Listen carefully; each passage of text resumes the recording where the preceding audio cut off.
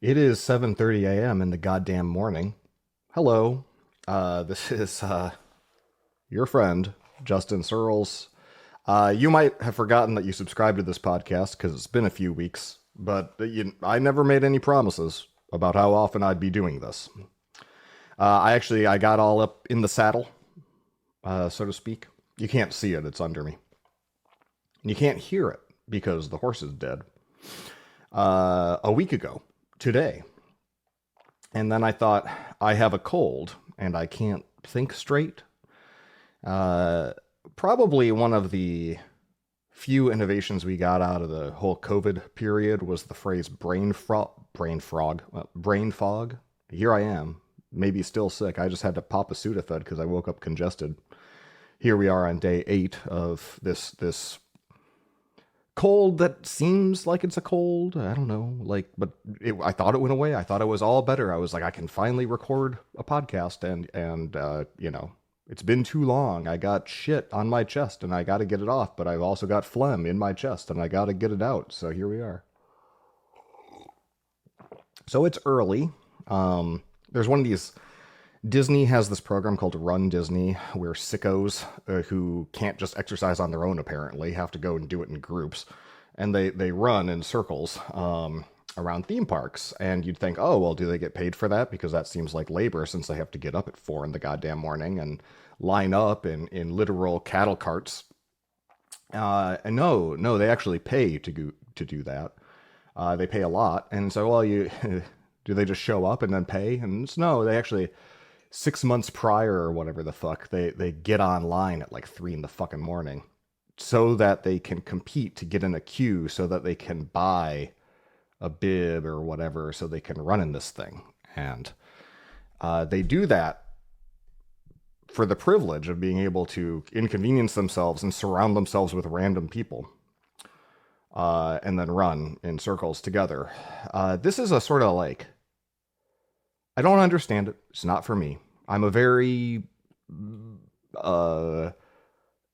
solitary exerciser. I don't understand it, but certain people. I mean, clearly it's a successful business, and RunDisney is, one of many important revenue streams to the local economy. People fly in. It's not all like locals. People fly from all over the fucking world to then pay a lot to stay at a theme park hotel. Oh, are they going to the theme park? You say, no, they're just going to run through it. Some of them run for 4 days at the 5K, the 10K, the 10 miler, the half miler, the half marathon, the full marathon. They call it the dopey challenge. They do this 4 times a fucking year, apparently. And then you think, well, after the run, do they go to the parks? Do they have a good time? And it's like, I don't know, because if I just ran a fucking marathon, if I was doing the dopey challenge of all of these things day after day, would my legs even work? Anyway, Becky is running her first 10 miler today in RunDisney. So kudos to Becky. I'm rooting you on. I'm excited for you, and I support you in all of your goals, but that doesn't mean they all have to make sense to me. And she's been acclimating over the last 5 days, going to bed increasingly early, waking up increasingly early, doing her level best to not wake me up in the process, with varying levels of success. She got up today at 2, I think. It's like adjusting to jet lag before you get on a flight, but it's like a 5-day process. And as you get older, nothing gets easier, apparently. So I'm here now. This is probably the earliest I've ever recorded a podcast, but fuck if I remember, thanks to the brain frogs. So here we are. Since I'm just going to get right into it. This is version 34, by the way. You are listening to a podcast production that is very tightly produced. Very, we're in and out here, just the news. Title of the podcast, just before I forget to mention. Every breaking change needs release notes, needs a title. This version is titled Bait and Switch 2. We'll discuss later on what I'm talking about. First, since I'm already apparently in a ranting mood, That was actually me being positive. That was me being a supportive husband just there. I'm great. Uh, let's talk about the stock market. As I take an extra loud sip of my coffee for the folks listening at home or in the car. There's good advice out there, buy low, sell high. Spending time in the market is more important than trying to timing the market. I don't nailed that phrase. And in general, in terms of what's available to most investors, in terms of what kind of capital most people have to actually even participate in the great game of get rich quick and get rich slow schemes that America offers people, these are helpful truisms. But it seems like, the sort of like, business news industrial complex is so good at freaking people out and keeping people focused on like what's Nvidia doing today, because they got to have the horse race. They got to have some reason for you to keep on watching Jim Cramer lose his shit on TV over and over again. That it's cooked a lot of people's brains, including mine. I mean, my brain is very cooked, and as a cooked brain person, that's what we're here to do, is talk it out. I think it might be useful just to share a little bit of personal finance perspective. I'm only just now that I've had a few bites at the apple with, I was actually in DC when, was it Bear Stearns was the first one to go, or was it Lehman Brothers? I forget the ordering in 2008, but I was in DC visiting friends the weekend that happened, and everyone was like, oh yeah, the world's going to end for sure. That's definitely going to happen because of this. But not today, so let's go get drinks. And there was an inevitability to it. And in 2020, in January, when I was in Key West, Florida, for a test double retreat, we were at the Waldorf Astoria in Key West. We'd booked out most of the fucking hotel because test double was already that big by then. I'd flown in from Japan, where I was living, for the previous 6 months and for the next 6. It's a real good halfway point. And I remember we were making jokes about Corona. We were talking about it. There was an inevitability in the air that like this will surely be a thing. But we all just carried on like nothing. It was out of our control. And if there's not an immediacy to the problem, like what you gonna do, right? And then I land at Incheon Airport on the way home in Korea, and because there was no internet on the plane, I didn't know that Korea went into lockdown while I was in the air. And there's men with they're not tall men. They're not particularly big men, but they have assault rifles. And I'm like, whenever you're in Asia and there's assault rifles, like shit's getting serious. So, that was a vibe shift. Of course, me being the only white guy on the plane, like I didn't have a mask on me. Yeah. But even then, we saw it telegraphed coming, and then that was January, right? There's still months to go before the rest of the world flips its lid. And then we had, this run up the last few months, the whole election, right? Trump says exactly what he's going to do. He's like, I'm going to tariff the shit out of everyone. And then he gets together a whole bunch of people and says like, here's how we're going to do it. And everyone's like, that doesn't make sense. Then like, 70 million Americans are like, oh, like I don't trust him when it comes to anything about morals or anything about like, domestic policy or anything about international policy or anything about like, like any of the social issues and all that stuff. But when he's a businessman, right? He's a big, strong man. He's going to stand up and he knows what he's talking about. And they square that somehow with the tariff shit not making sense. Oh, he's just posturing. He'd never actually do it. And he had some false starts this year. He was trying it out. He was like, they're trying to understand stuff, reminds me a lot of like adolescent boys sort of like acting out in class, testing the fences, seeing what they can get away with. And then they increasingly like they're realizing the teacher's not actually going to enforce a lot of discipline. They're like, oh, I can really get away with this shit, huh? So anyway, we had several months to be like, this is for sure going to happen at some point. He's going to get on stage and just say things and give numbers. And, well, he did that, right? And then the market went down 6%, then it went down 6% again, and then we got Monday coming. We'll probably get a dead cat bounce. Everyone loves a dead cat bounce. Don't put in your put orders Monday morning, please. Because you never know. Who knows? Maybe people are going to think the market's already priced in all this nonsense, and you're gonna try to time a short, option, and you're gonna get fucked. But play stupid games and all that. So all that to say, like, there's these slow moving catastrophes, in our existence. Maybe the slowest moving of them all over the course of our lifetime is climate change, where now, 2 degrees Celsius is a for sure thing. This is just 7:30 a.m. stuff. This is where I wake up in the morning, by the way. Like, I have nightmares every night. And so the energy throughout my day actually gets happier and happier and happier until I finally reach a point where I think, everything might be okay. And then that's the point where I can't keep my eyes open anymore. And then I close my eyes and then the nightmares come back. And that's the sort of like, a perpetual motion machine of my life. So if you're wondering why this is the energy I start with, just opening the maw here.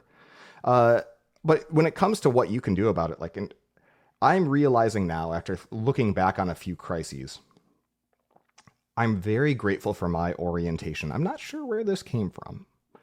But when it comes to money, I don't believe in stupid money. I had a client once that was basically just a Yahoo directory where they would list every plumber in every city and lots of basic services. And then instead of trying to monetize that like an Angie's List did, where you as a customer would go to the website and search it and then try to find it or connect with somebody. It was really just like contact info. It was like they would take data from different sources, scrape it, and put it in a page. Their go-to-market was essentially let the search engines crawl all this stuff, do the SEO game to get to the top of the search engine results as best we can, and then display ads on every page all over the place. And fundamentally, as time went on, right, the money that they made was all in the control of other market forces and other things, and people that, and the evolution of the digital ad market, right? And Google growing up and DoubleClick and all this stuff, they survived all of that stuff. But that at the end of the day, they didn't understand where their money came from. And when the number went up, they didn't know why it happened. And when the money went down, they didn't know why it happened. But they would ascribe meaning to it as if they did know, because it's really hard to go through life under this very rational mindset of being like, yes, we are a publicly traded corporation and we don't know where our money comes from, and we're just going to ride this out and we're just going to see how it goes. No one says that. No one can wake up in the morning and think that about themselves. So I started calling it stupid money. And that was relatively early in Test Double's history. And I explained to them, it's like, value-oriented businesses and the kind of consulting I do, which is focused on business value. It's like, I walk into a client on day one. The first thing I say is, okay, tell me how what you're asking me to do is going to make you or save you money. And a surprising number of clients can't answer that question. And increasingly, as the venture-backed startup boom of the 2010s started, we realized no clients were even interested in entertaining that discussion, because they're like, well, the way that I make money is, you see, I've got these investors, and then they tell me that if I hire 100 people or if I fill out an office, then and we hit certain development milestones and we hit certain user goals, then we'll get more investors. And then if we get 5 or 6 rounds of those investors, I will have sold enough of my equity that I am now one of them. I'm the investor people then, and I'm rich. You see, it's like, okay, so what's step 3, question mark, question mark, question mark, step 4, profit. No, we're going to cross that bridge when we come to it. Right now, we're just focused on the pump and dump scheme. Todd, my business partner, would often comment that, it was clearly a gold rush and we were there to sell shovels. We were not speculators. We were not in it to place individual bets on individual companies. We didn't take equity in any of these startups, even when they offered. We didn't do revenue shares. We were just like, we charge by the hour, because you all need what we have, which is developers. And that, to be rooted in the fundamentals in a time when why people made their money or why people invested in something, like the number of sentences needed to explain how their investment would turn into more money in the future, and the amount of hand waving and the amount of the the visceral discomfort with being asked questions about those sentences and the prepositional phrases inside of them, as that grew over the course of that whole decade and culminated in nonsensical shit like the digital gold of Bitcoin and how that was going to somehow be the currency of the future, even though it was intentionally deflationary. And if I was reading the mailing list and stuff in 2014, 2015, and dude who disappeared, I don't follow this shit, Sakatomo, whatever, the Japanese name that apparently invented Bitcoin, he's like literally like, oh yeah, so like 50% of the Bitcoin's going to be mined by 2020, 75% by like 2025, and by 2030, 2035 or whatever, like all of the Bitcoin will be mined. It's just going to be gone. And just like gold. And then the people who mined early on are just going to be really wealthy and everyone else is going to be fucked. And like that, everyone's like painting this as like the plan for the future, right? And every other kind of crypto technology, then Ethereum, people are like, oh, this is a huge solution to this problem. And the way that the mechanics of it all was really just Ponzi scheme with extra steps, with just enough obfuscation that a greater fool is easier to find than going on the, classified ads in the newspaper and just, saying, hey, we got new Ponzi schemes to sign up for here. Here's a new MLM, selling a, crappy product so that you can do affiliate marketing so you can get the next idiot down the pyramid to buy in, right? Stupid money. And that moment, right, in the economy and how I saw it manifest both in the development of my business as well as many of our clients' businesses. And the clients of ours that are still going strong are the ones that decided we should be profitable and we should operate at a cost basis that is lower than our revenue. Just was a radical idea for many people, especially on the West Coast. They're doing great, right? It translated into my investment strategy, which is like, you know what? If I got to pick between two stocks, and the theory of the case of this one stock is everyone believes or hopes that the value of that stock, the price of that stock is going to go way up in the future. It's called a growth stock. And that's why it's valuable, even though it makes no profit. Versus another stock where it's like, oh yeah, this stock just returns a 7% dividend every fucking year, and they have for 50 years, which is called a value stock, right? You've got to choose between these two. And the value stock is like, oh yeah, they sell some product and everyone needs that product to live. You're like, all right, well, they're probably going to stay in business then. And if they always return this dividend super consistently, they're probably going to keep returning that dividend super consistently. So I prefer value stocks over growth stocks just for that reason. It might mean I never get those years where I've got a 25%, 30% return in the market where I can like look at my portfolio swell and be like, I am rich. But, I generally don't get big surprises. And then as I got more money, I'm very blessed to have plenty of it. Now I'm, this time around, we're watching the stock market collapse. I asked my finance guy, I was like, hey, how much are we even in stocks right now? And he's like under 20%, about 20% maybe. Whereas like some of my friends who have a lot more money than I do are like 60, 70, 80% exposed. And I'm like, man, that's nuts. Like, where's the rest of my money? It's all in cash generating businesses that are pretty hard to kill in a recession, stuff like building cell phone towers, right? Natural gas extraction devices. Sorry. I mean, Europe needs heat still, and they're not getting it some other way. It shouldn't seem crazy, right? That like the most reliable place to get money is by selling things of value to people who need those things or maybe want those things. But that like our economy has become so detached from that and so confused with these like, nonsensical messages about immigration being the problem and these nationalist jingoistic, clarion calls from politicians about how it's us versus them or how it's like all zero sum. It's like, look, man, economics is super duper fucking simple. The more transactions that happen, the wealthier everyone becomes. And the more those transactions are rooted in fundamental value, the less likely we are to have big collapses. So anyway, you do what the fuck you want, but I just think most investors have gambler brain and they're fundamentally just, go into the horse races and gambling and betting with extra steps. So, It's gonna be a fun quarter, fun year, fun 4 years. Who knows how long this fucking shit's gonna go on, and how much instability and volatility we're gonna see this time around. But I hope you're all well. I hope you're not panic selling. That's probably the worst thing you can do if you're in the market.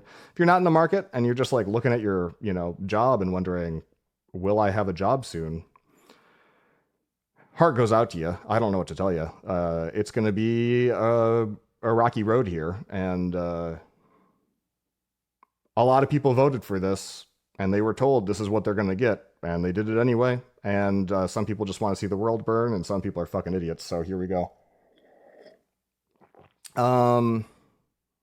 Yeah, and some people genuinely think we just need a big reset, and it's going to be painful, and we need to kind of go back to a feudal society where we are all digging mud and have this sort of European farming,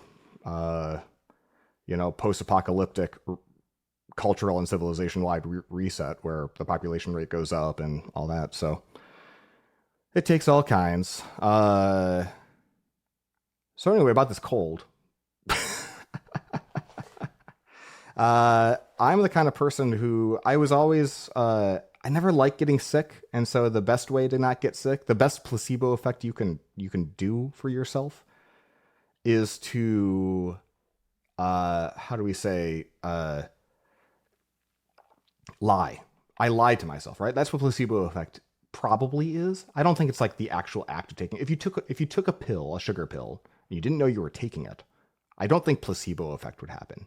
Even though when people are told something's a placebo, apparently it's still a placebo effect. Most people are also real fucking dumb, right? So I think it's, well, I associate pills with getting better or whatever, right? Or I don't know what placebo means, right? Or I wasn't listening at the beginning of the study. So the best placebo effect is just lie to yourself. Like, so whenever I have a sore throat, I'm just like, I'm going to make up a story for why I got this sore throat that's not a sickness. And maybe my body will be convinced to not trigger an immune response. And so sore throat denial has been something that a hallmark of my life since I was 7. But it only got worse post-COVID when everyone has like a real curious interest in like the nature of your sickness. Even in this era where it's like, okay, well, so I got tested for COVID. Okay, so what are you going to do differently now? It's like, oh, absolutely nothing. So why'd you get tested? Because it seems like good to know. Like, why does it seem good to know if it's not going to affect a single decision you make? Oh, well, it's what people did for that time. Oh, all right. Okay, cool. I mean, I not to say I'm an overly private person, as you might be able to tell from my fucking talking about every single goddamn thing in my life. Yeah, the most important person to lie to is yourself. And so I try my best to just like, yeah, maybe I'm not sick. Maybe this is something else here. Maybe I just talked a lot last night, or maybe I was smoking meats and I forgot about how much, carcinogenic carbon I was ingesting. And maybe that just kind of coated my throat with some irritants, right? Maybe I'm allergic to milk. Maybe that's the problem. Yeah, I think I'm coming to grips with the fact that after 40, everything is harder. Healing takes longer. I banged my shin on the bed 10 weeks ago, and it's still barely scabbing. I tripped and fell on my thumb a month ago on that cruise I took with my brother, and it's still sore, right?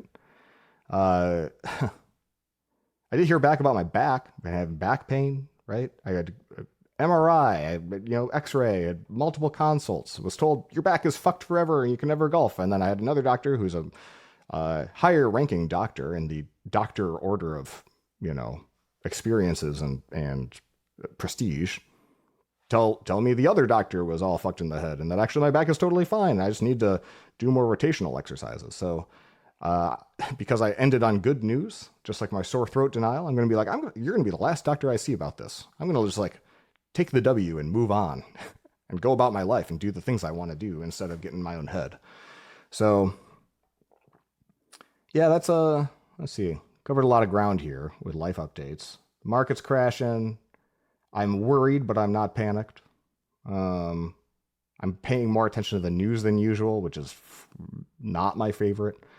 But the timing of some things does matter, unfortunately. Not many, though. Garbage disposal broke, but then it didn't break. Turned out, you turn on a garbage disposal, it just makes a buzzing sound. I asked ChatGPT what the problem was. I sent it a picture and it said, hey, what's probably happening is probably jammed. There's probably something in there that's jammed. And it said, use an Allen wrench on the bottom and then turn the Allen wrench to unjam it, like to clear whatever it is. And I think what that might do, I didn't try this because it sounded dumb, but I think what it might do is it just turns the little spinny do blades, and like applying the leverage and the extra force will pop out whatever avocado pit is stuck in there. But I suspect that's sort of like how when you buy Q-tips, the box says don't stick these in your ears, even though everyone knows they're there to be stuck in ears. They just say that for liability reasons. I think it's just because the garbage disposal manual is probably supposed to never ever write down that you got to just stick your fucking hand in sometimes and get your hand dirty and tootle around with like pulling out shit and unjamming crap with your fingers, right? You could cut your fingers on the blades. You could, I don't know, it could turn on by itself, right? You could have some sort of Final Destination like death scene where you're like, and then your hand gets all mauled up and you're like, I guess I should keep pushing my arm in. And then pretty soon your wife's like wakes up to just this horror show in the morning and is like, what happened? It hit an artery, right? I don't know. The right thing to do, if you're smart, is to go to your circuit breaker and turn off the circuit, right? Go to the fuse box if you have a fuse box and do whatever you do with fuses. Pull out a fuse, I guess, if you're still using a fuse box, and then stick the hand in. But I was being impatient, and I turned the circuit breaker off to see if that fixed it, and turned it back on and saw it fixed it. And when that didn't fix it, I just stuck my hand in the circuit breaker still on because I didn't want to go to the garage again. But next time, just to be safe, I'll probably keep the breaker off, come to think of it. I was talking with friends about zooming out, right? I think every time there's a big once in a century big market change and like the news is acting in terms of these epic terms, it's an opportunity to zoom out. And we were talking about 3D movies and Pixar and the history of the original Toy Story movie and how big of a moment that was. And I realized, we were talking about that particular summer, I realized that when the movie Toy Story came out, I went to 4 birthday parties. And every one of those birthday parties was all boys parties. Every one of those was Toy Story themed. And then the party was at the theater in the mall in like a room. You'd make cake and whatever, pizza. And then you'd go and watch a movie. And so I saw Toy Story in theaters like 4 times. And I also remember that summer was the last summer that I got candy cigarettes. I don't know if they disappeared after that summer. What was that, 94 or something?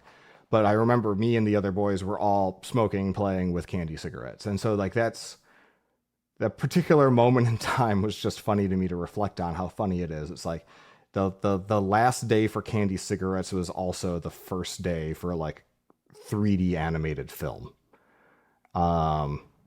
Which, slowly morphed into the last day for 2D animated hand-drawn film. But it's, what's that Bill Gates quote? Like everyone, it's attributed to Bill Gates. Who the fuck knows who said it? But everyone overestimates the amount of progress that'll happen, or the amount of change that'll happen in 1 year, and underestimates the amount of change that'll happen in 10. So 30 years ago, candy cigarettes turned into animated movies, 3D animated movies. Boy, well, we covered a lot of ground. It's now 8 a.m. and I'm more tired. But I actually feel better. I feel like I've excised some demons and I've put them into your head now. So you're welcome.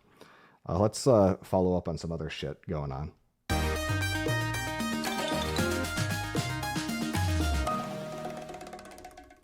Almost through my coffee here. And let's talk about what's been happening. If you don't follow the blog, I've released a couple of new things. One, new podcast just dropped with 36 episodes on day 1. It's called Merge Commits, and these are podcasts that I've published of of the ones I could find, every interview that I've ever done on somebody else's podcast. So I've been being interviewed on podcasts since 2012 as a function of my job at Test Double, where I was trying to get the word out about us or talk about our projects or myself or whatever. So I've been on 36 apparently I because I'm like a posterity focused individual, I want to build a legacy. I like these moments matter to me. It's like why I record all this shit. It's like I want to know what I looked like back before I lost my hand to that garbage disposal. And I record all the podcasts, or I save them, to a file after they've been published. And I was just looking at that big folder of them, and I recorded one more with the changelog guys. Whenever I'm on changelog, I jokingly think of it as breaking changelog. So we're on the changelog, and that's also, linked in this. It's probably it's the most recent episode of Merge Commits as a result, but you can also go to the changelog feed and listen to it there. Talk to them about like the Siri shenanigans, the Apple Intelligence snafu, and a few other topics. And I was dutifully saving the file and putting it into the little folder that I've been collecting over the course of apparently 13 years. And I thought, these should go somewhere. And I wonder how many of these like aren't online anymore. And so I started looking up some of those old podcasts, and many of them are just 404s and gone. Some of the people who I interviewed with, like are no longer with us, either dead or just not online anymore, which is functionally dead if I've only ever known somebody on the internet.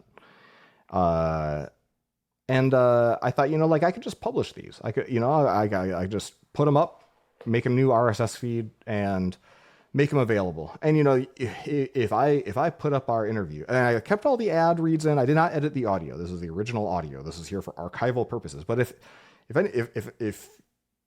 if you're the proprietor of any of these feeds and you're pissed off about me reposting these interviews and replaying your sponsor reads that you made money on, not me, if that offends you, feel free to send me a cease and desist, and then I will replace it with me dramatically reading your cease and desist in a new MP3 file. And I might throw in some fuck yous, but that's just my editorialization. And then I'm just going to call it a parody, because you look at this face and no one takes it too seriously, thank God, anymore. So yeah, check out Merge Commits, especially if you like hearing podcasts with more than just one voice going at a time. It's probably the closest I'm ever going to get to a proper interview show. Is the only as long as I'm always the guest, as long as I'm always the subject, and I'm not there asking questions and then pretending to listen. That's not exactly my jam. I also so Aaron Patterson, he's the fellow who supplies the puns for this program. He and I started a joint venture, a GitHub organization called Tender Swirls, because his handle is Tender Love, and you might know mine. Because we had an idea of building our own testing CLI, a testing framework for Ruby that was a lot like Minitest, which is a perfectly suitable, reasonable, kind of the default choice for writing tests with Ruby code. But it doesn't have a command line interface of its own. And so it's a little finicky to run under, if you've got a particular way that you want to run the tests, you have to write some boilerplate scripts, or commands that get really long and gnarly sometimes. And it's just enough friction that people run their tests less, or people run their tests in a way that it doesn't make a lot of sense if you're really, really optimizing for fast feedback. And so we wrote this kind of jokey gem called TLDR a couple of years ago, where it was actually a highly, and by we, by the way, like I did 99. If you look at the contributor graph, Aaron provided some of the star power and some of the initial branding by putting it on us talking on his stream while we started to spike it out. And then I did all the work because I just wanted to see if I could make my own testing library in Ruby. I say jokey because even though it was like a fully baked testing library and a pretty competent command line interface, it had a 1.8 second unconfigurable timeout. So if your test ran for more than 1.8 seconds, and most people's tests do, it would just fail. It would abort and say, hey, these are what I was able to run. These are the ones I wasn't able to run. These are your slowest ones. Make them faster. And because it ran in random order, if you just kept running continuously, even without aborting, like you'd still run your tests a lot more often. But people, that's a lot of steps. It's not how like people like to think about it. And so I decided for my own new projects, because I've got a few new Ruby gems that I'm writing, I wanted to use TLDR because I wanted that better CLI experience. But I also understand that like no one's using this thing because of that 1.8 second timeout. So I said, okay, well, I'm going to go and refresh this thing. I'm going to update it for Ruby 3.4. I'm going to add a few options. I'm going to clean up some cruft. I'm going to make some breaking changes, that fix the joint. And I'm going to remove this timeout. And so I did that. And then I released it as TLDR 1.0. And it's out there now. So if you write Ruby tests and you've got any mini test stuff, you can probably in your test helper literally just like paste in this little stubbing if you use Minitest, and it'll dynamically replace Minitest with TLDR, and you can just see right there if all your tests still work. And if they do, then you can just swap out Minitest with TLDR. In fact, I was actually even able to get Rails tests, which are built on top of the Minitest runner and library. I was getting able to get my Rails tests to run under TLDR, and there's only a handful of things that didn't work. And so now I'm like, ooh, I wonder if I could just monkey patch my way into becoming the Rails test runner, and that would be fun. So yeah, check out TLDR if you are a Ruby person and you want to have a more fun writing tests. The timeout thing is still there, and you can set it to whatever value you want if you want to live the fast feedback lifestyle. Separately in follow-up, we talk a lot about AI tools. We're going to talk about more of them today, but this is me sharing this in case you need permission to feel this way too. I'm reaching the point that I reached in like 2015 when it came to like a lot of the JavaScript frameworks and Node.js, where I'd been through, Backbone and whatever came after Backbone and Angular and Ember and the beginnings of React, and I was like, I'm an old man at this point. Fuck all this. I'm gonna take a break. I'm gonna let this simmer down for 6 or 7 years. I'm gonna pick something that works well enough for me. In the case of the JavaScript stuff, I picked Preact, which was like a React fork that was more minimal. And I'm just going to go and hide in my hole. I'm going to use this tool effectively, and I'm going to build things with it. And that's what I did, and it worked out great. And I just ignored the news, and I ignored the hype cycles, and I ignored all the churn and whatnot and the crazy about the tools. And I got a lot done. And I'm reaching that point now with AI where it's like there's a lot of churn, there's a lot of excitement about MCP, there's a lot of and we're still seeing these crests and waves, and it's moving so quickly that it's hard to keep up, which means like now if you want to be like a on top of AI developer, you're actually not getting anything done because you're just following the day's news of like what model to be using and so forth. And so I'm going to retrench a little bit and just focus on my productivity with the tools that I already have available to me or the things that are directly in front of me, and focus a little bit less on trying to keep up to date on what's the latest and greatest. Because I'm finding that like big picture, as people ask me about it, I'm still not sure if I've saved any time on net with AI tools for coding specifically, and definitely not for writing. I cannot for the life of me get it to write an essay in my style. That's my first thing that I test on every model, and I let it ingest all of my content. Whatever I do, I've never been able to make it write a Circles of Wisdom newsletter, which I'm also late on, by the way. That's supposed to be monthly, but and first of the month ideally, but I've been sick because of the brain frogs. And yeah, I'm taking a break from AI tools. If you've got a really cool AI tool that you think I might not be seeing because I'm not going to go out and search for this stuff anymore, feel free to write in podcast@circles.co. Tell me about it. Tell me why you like it. Tell me why it's worth my time. And then I'll share it here in public with whoever else wants to also not follow this too closely. Yeah. One last thing. I'm going to put off this other thing for maybe later. Let's move this around here. So live script update. Craig Federighi is the head of software. He's senior vice president of software at Apple. He's the one with the hair. Nice guy. Funny guy. He responded to my email once, and it was very nice.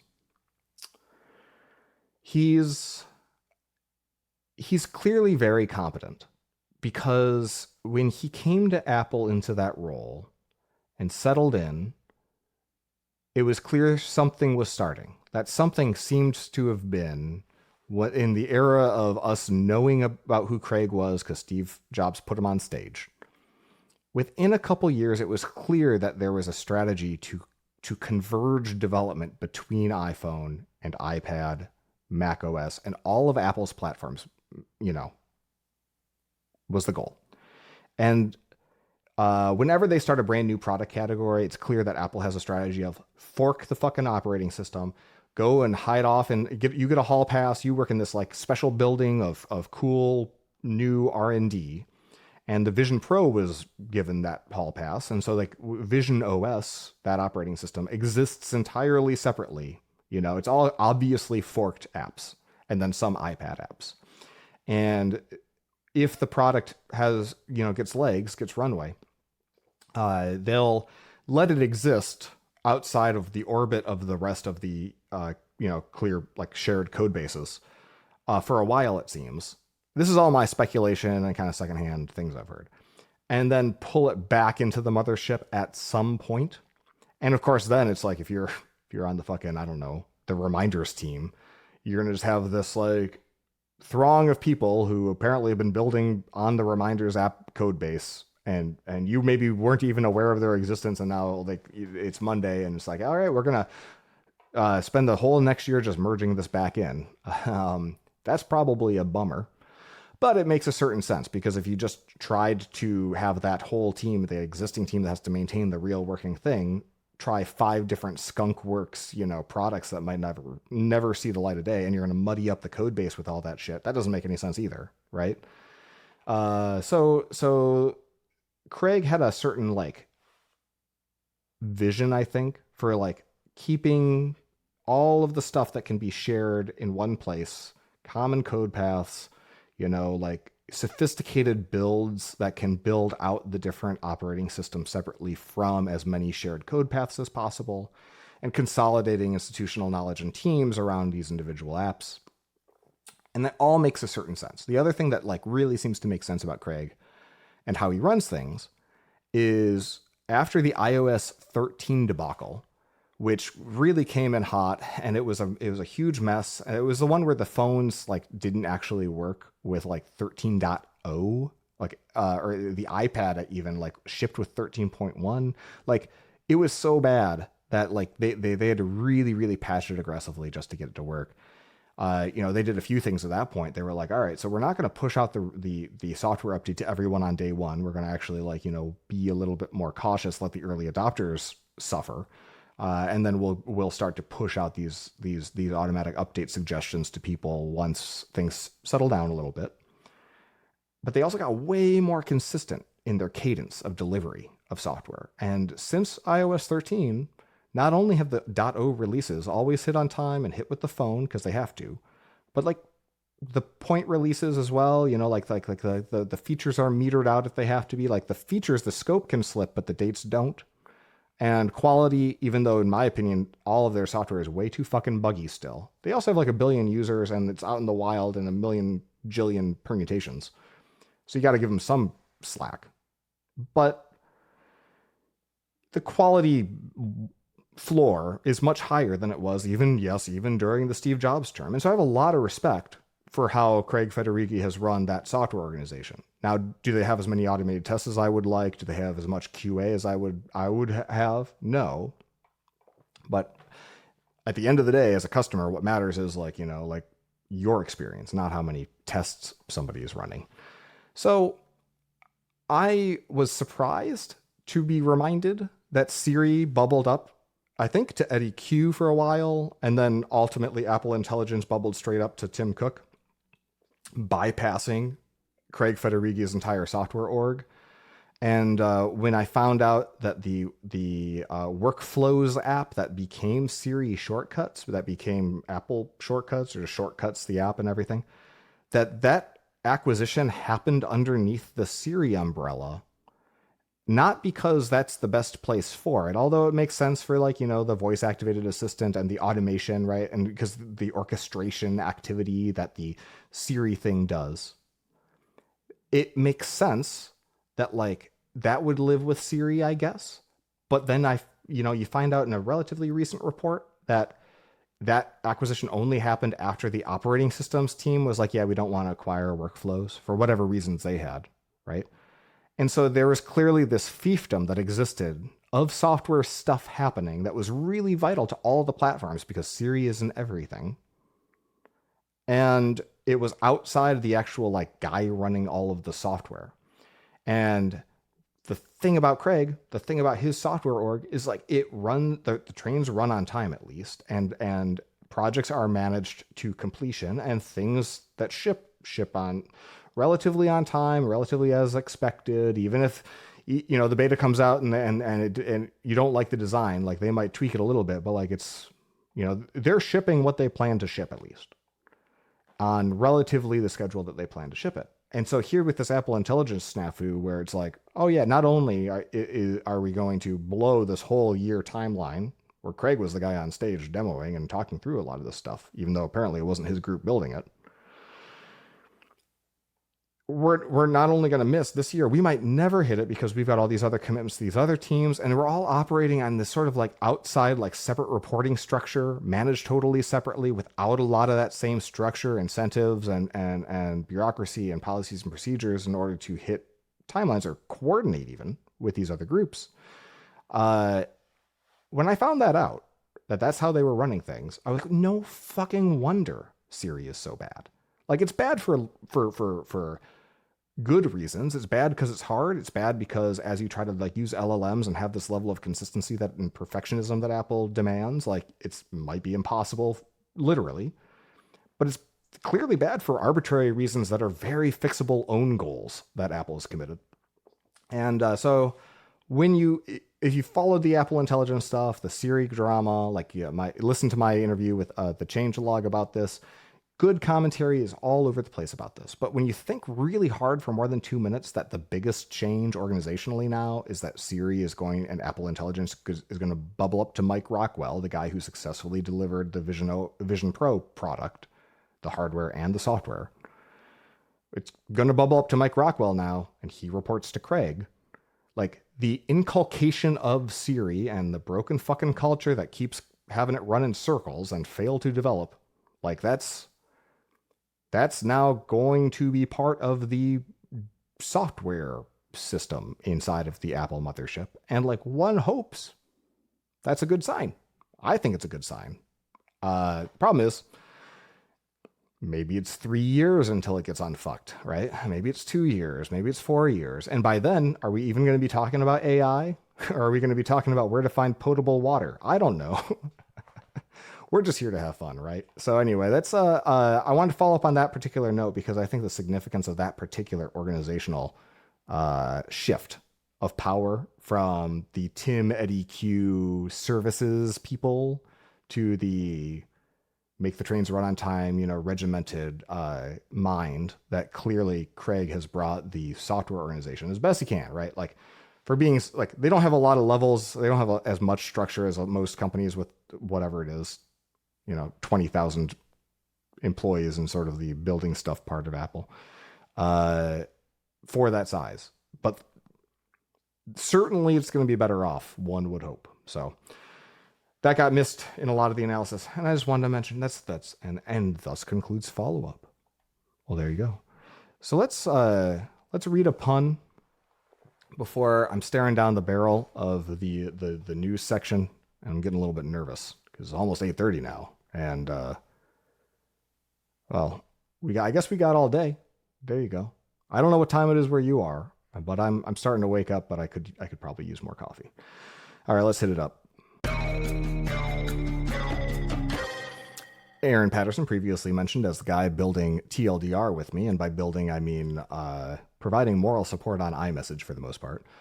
I said on Wednesday, I think I'm going to need a pun tomorrow, and now here we are Sunday, because it's fucking cold.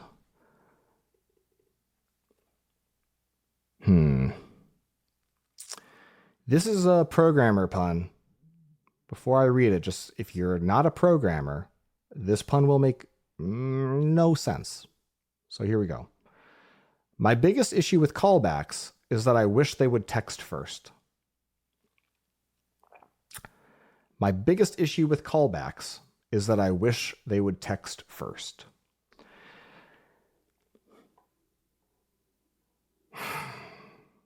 If you're a programmer, you may know that a callback is a type of an API that you might be writing or consuming, where you will invoke a function, and as an argument to that function, maybe in addition to like, passing it a string, like maybe it takes a word, or passing it numbers, right? Like normal fucking parameters.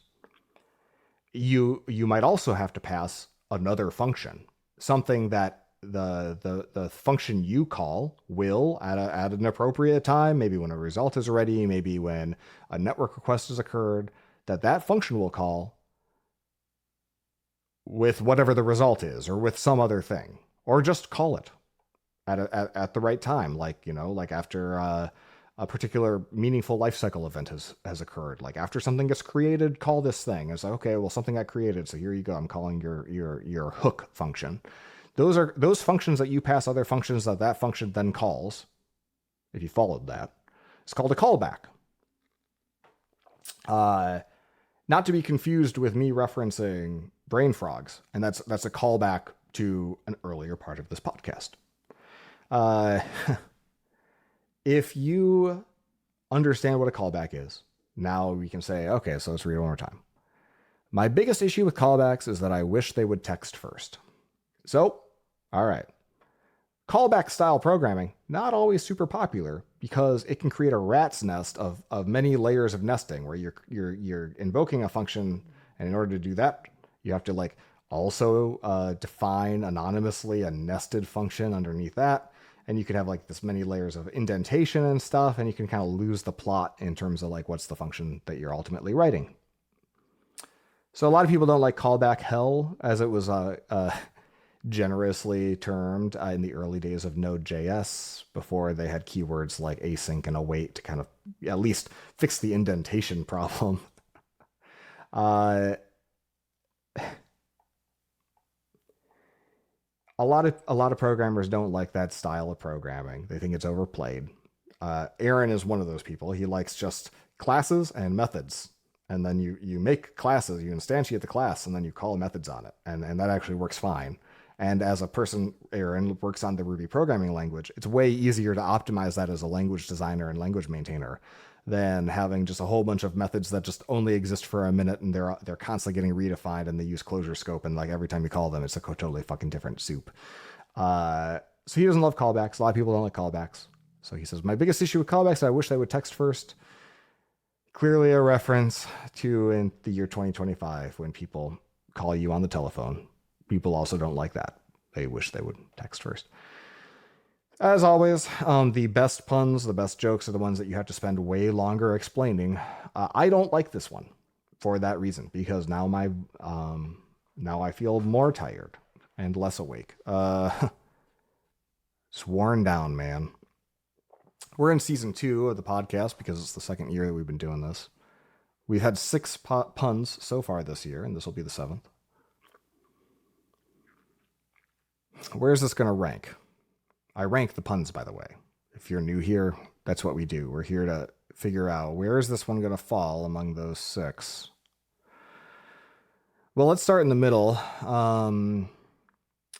Current number 4. I'm thinking of starting a YouTube channel for physicists and calling it mass media.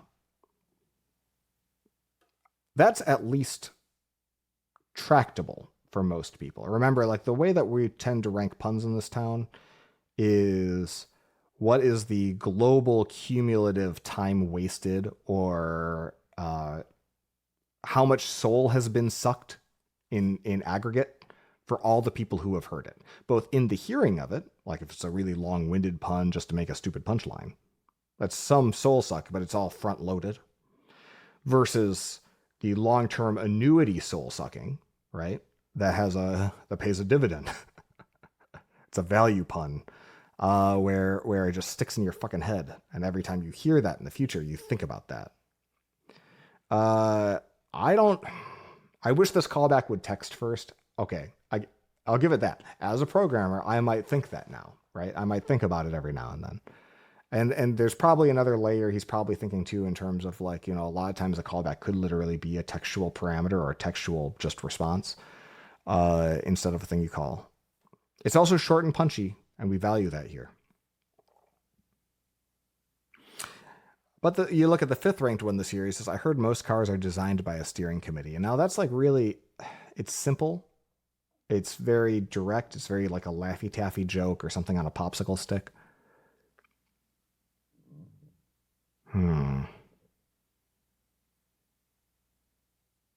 But the specificity of this one, right? Like I honestly don't know what proportion of people who listen to this podcast would even know what a callback is. It's more than a general population a simple random survey would tell us, but it's not everybody.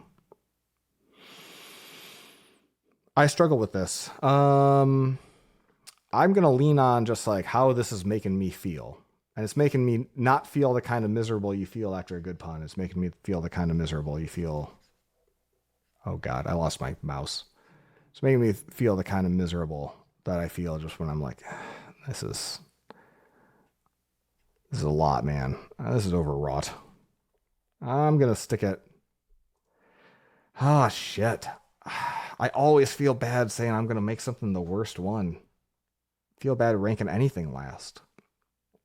But, the last ranked pun currently is I was really hoping to play Bellatra today, but I don't have time, so I guess it's not in the cards. Bellatra also very specific. It's probably how it wound up at the end. It's also like, I don't think it's going to age well. Like, Bellatra is a moment in time. I don't think people are going to remember that game. They'll remember the game, maybe, but there's a timelessness to this one that I do appreciate. And then when I look at the steering committee one, I'm like, it's kind of lazy. It's like very, it's generally understandable, but anyone, he could have had ChatGPT write that pun, and I'd believe it.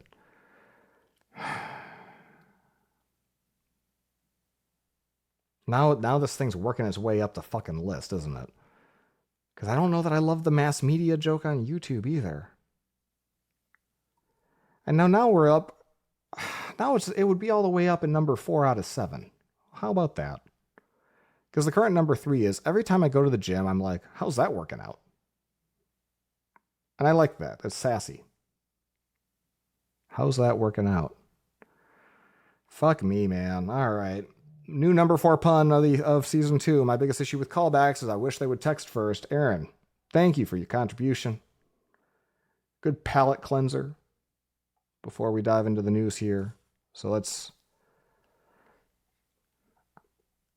I'm going to hit the news stinger, and then I think I might step away and get more coffee, because it's a lot going on in this world. 3 weeks is too long to go between major version releases of this particular program. So here we go.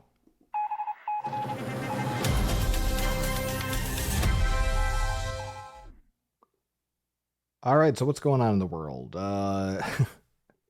First one, content warning, gross. MIT Technology Review has a story up about ethically sourced spare human bodies and how they could revolutionize medicine. Of course, a lot of medical science has been advanced through testing on animals, mammals like mice, because we can make a lot of them easily. And then it's okay to kill them, I guess, and torture them because they don't matter. And so we do a lot of that, but we don't do that on humans because humans, it's hard to make a lot of them, and they do matter because that's what we decided. And you know how a human, if you think of it scientifically, like sci-fi scientifically, is referred to as a humanoid. What if I told you that you could grow a human-like thing out of some stem cells and a vat called an artificial uterus, and you just You prevented the growth of nerve pathways and brains, and you called it a bodyoid. Well, science is doing that. And I filled up my coffee. Yeah, so basically, what if we, the other thing about medical science, of course, is that we only do testing on men typically, as opposed to women's bodies, because apparently we decided that men's bodies matter more, and men's health matters more. So I'm sure all these bodyoids are also going to be men for a while. Fuck's sake, right? Like the idea that we're just growing like little spare bodies to experiment on medically and not even use them to make Justin Searles live forever, right? Like just build me a new body, make it maybe 20% more attractive, make my shins a little bit more reliable, maybe unfuck my back, which is actually not fucked because the doctor said I'm fine. I just need to do more rotational exercises. Just make you know what? I'm perfect just the way I am. Just make another one of me. But leave the head off and then just do a little Frankenstein thing and try to blend in with Photoshop the neckline. Now that's science. Creating a whole lot of skin jobs, to use a Battlestar term, so that we can experiment on them is it's a level of, there's a certain ick factor that society just won't accept and that scientists seem to always lack awareness of. So stay tuned for what the Catholic Church has to say about this. Remember like last time when they cloned that fucking sheep and everyone's like, well, I guess we all got to look to the Pope. Where's he going to come down? It's like, you fucking kidding me? Like, we're, yep. Humans. Well, I figured I'd start with the most disgusting mental image before talking about the other thing about disgusting visual images that went on over the last few weeks, which is the new OpenAI 4.0 image generation sequel to DALL-E 3 that was released as part of ChatGPT. And it's not just an incremental leap over what DALL-E 3 was capable of generating. And I'm sure you've seen all of the Ghibli memes. It's a big fucking deal. It can do text well. It can do, you can give it photos and you can give it other prompts, and it can multimodally craft very realistic images of people and things in different styles, artistically, different types of photos. It's rarely good.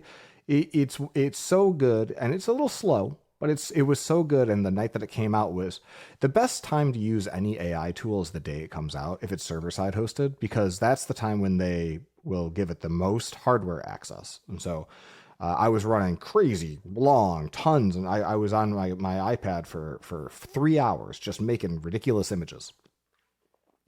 And it was not rate limiting me. And the other thing about day one of any new AI tool is they haven't actually tested any of this for copyrights. And whenever they say safety, they're really talking about brand safety, not like a revenge porn safety. Like, sure, yeah, that's a concern. But like really here, it's like they want to skate just below the line of Disney will sue us with all that they have. That's what safety means in AI. And these models will eventually become so safe as to be useless. Like if you follow the Claude AI subreddit, the Claude fans, which is Anthropic's tool, the Claude stands have been saying, oh, this is the best for programming ever. But then that 2.7 or whatever Sonnet model comes out, and they're like, this thing's, and Claude Code is interactive. It's got MCP, it's got all the steam behind it. But then usage picks up, and they're all you can eat $20 a month subscription, which I actually paid for this month.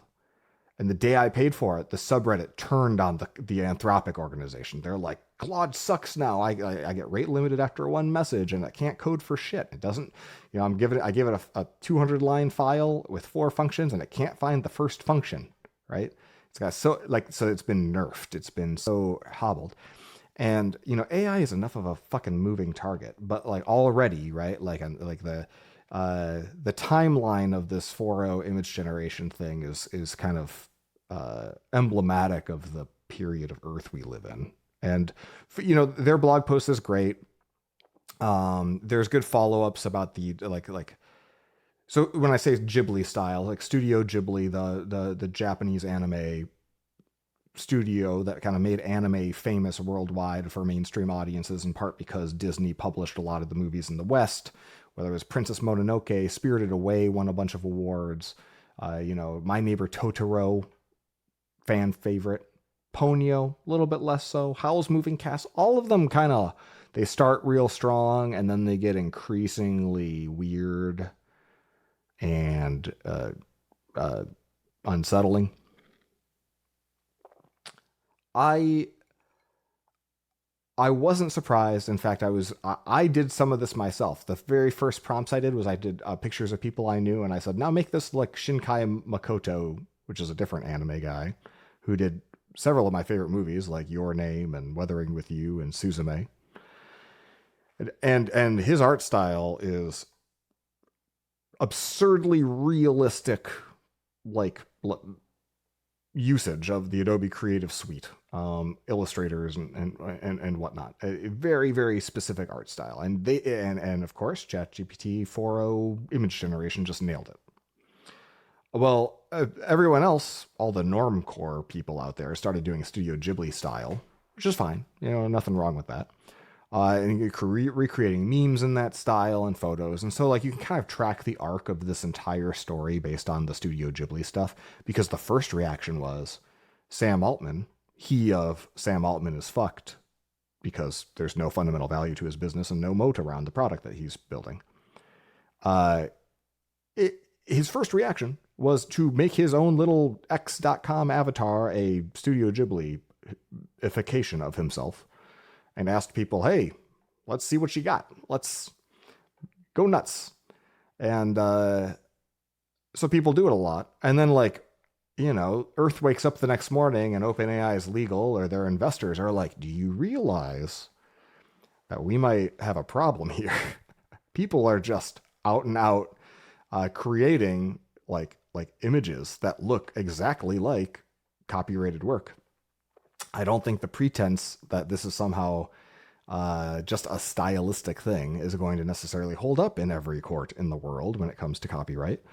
A lot of this stuff hasn't been tested before, Sam, and you're flying high, but maybe a little too close to the sun, buddy. And so then, of course, the knobs start turning, and he explains it as the GPUs are melting, and I have no doubt that they were. But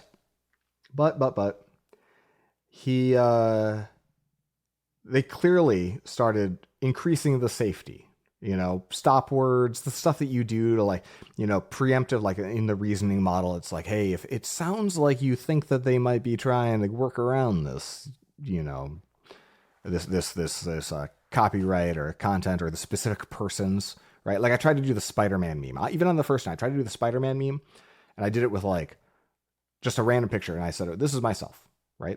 It would do it. Then I said, now do it with Elon Musk. And they're like, oh, well, we can't do that. Why can't you do that? Because that might be parroting or whatever and defaming a person. I was like, well, you just did it with me. I was like, well, you said that was you. I was like, man, Jesus, this is if I'd started a new chat and I'd said just here's a picture of Elon and said hey, do the Spider-Man meme with me. I wonder if it would work. But by then I was pretty tired. But now day 5, day 6, it won't do anything that I want it to do. It's been hobbled by the lawyers trying to keep us down. They don't want us to have fun. I pay $20 a month. I should absolutely be able to continue using thousands and thousands of dollars of electricity and computers, because each of these images takes a minute and a half to generate, and presumably there's like, these are running on pretty classy big fucking server racks out there. Yeah, so then the Ghibli thing takes a turn, right? And then all of a sudden they're pulling back, they're clawing back, and people are doing real dark stuff with this shit. And here's what we've unleashed. The whole OpenAI tragedy is going to be a great film someday. It's going to produce something like the David Fincher, Aaron Sorkin Social Network film. I hope it's generated by AI though. I'll share a few links about all this nonsense and this sort the trajectory. Maybe you played with it. You probably saw at least some memes. Mike McQuaid, friend of the show, shared a couple links with us that I'll sprinkle into. One of them, the title is "An Image of an Archaeologist Adventurer Who Wears a Hat and Uses a Bullwhip." And then 4.0 image generation creates basically a what could have been a frame of a movie, of an Indiana Jones movie. The most Harrison Ford ass looking Harrison Ford. And then, the Substack post is just lousy with descriptions of things that, oh yeah, they're talking about the movie Alien. And then some Sigourney Weaver looking short-haired brunette motherfucker. And, alien with mouth inside of mouth and acid that comes out of mouth that looks a lot like a xenomorph right next to it. And you're just like, oh boy, this is where we live now. This is pretty great. Well, we had, incidentally, while all this was happening, we had some house guests. A friend of mine named Nicole, we were good friends in high school. One of the funniest people and creative people I've ever met. Hadn't seen her in apparently like 16 fucking years, 15 and a half. I don't know. Felt less long, but also did feel like it had been a while.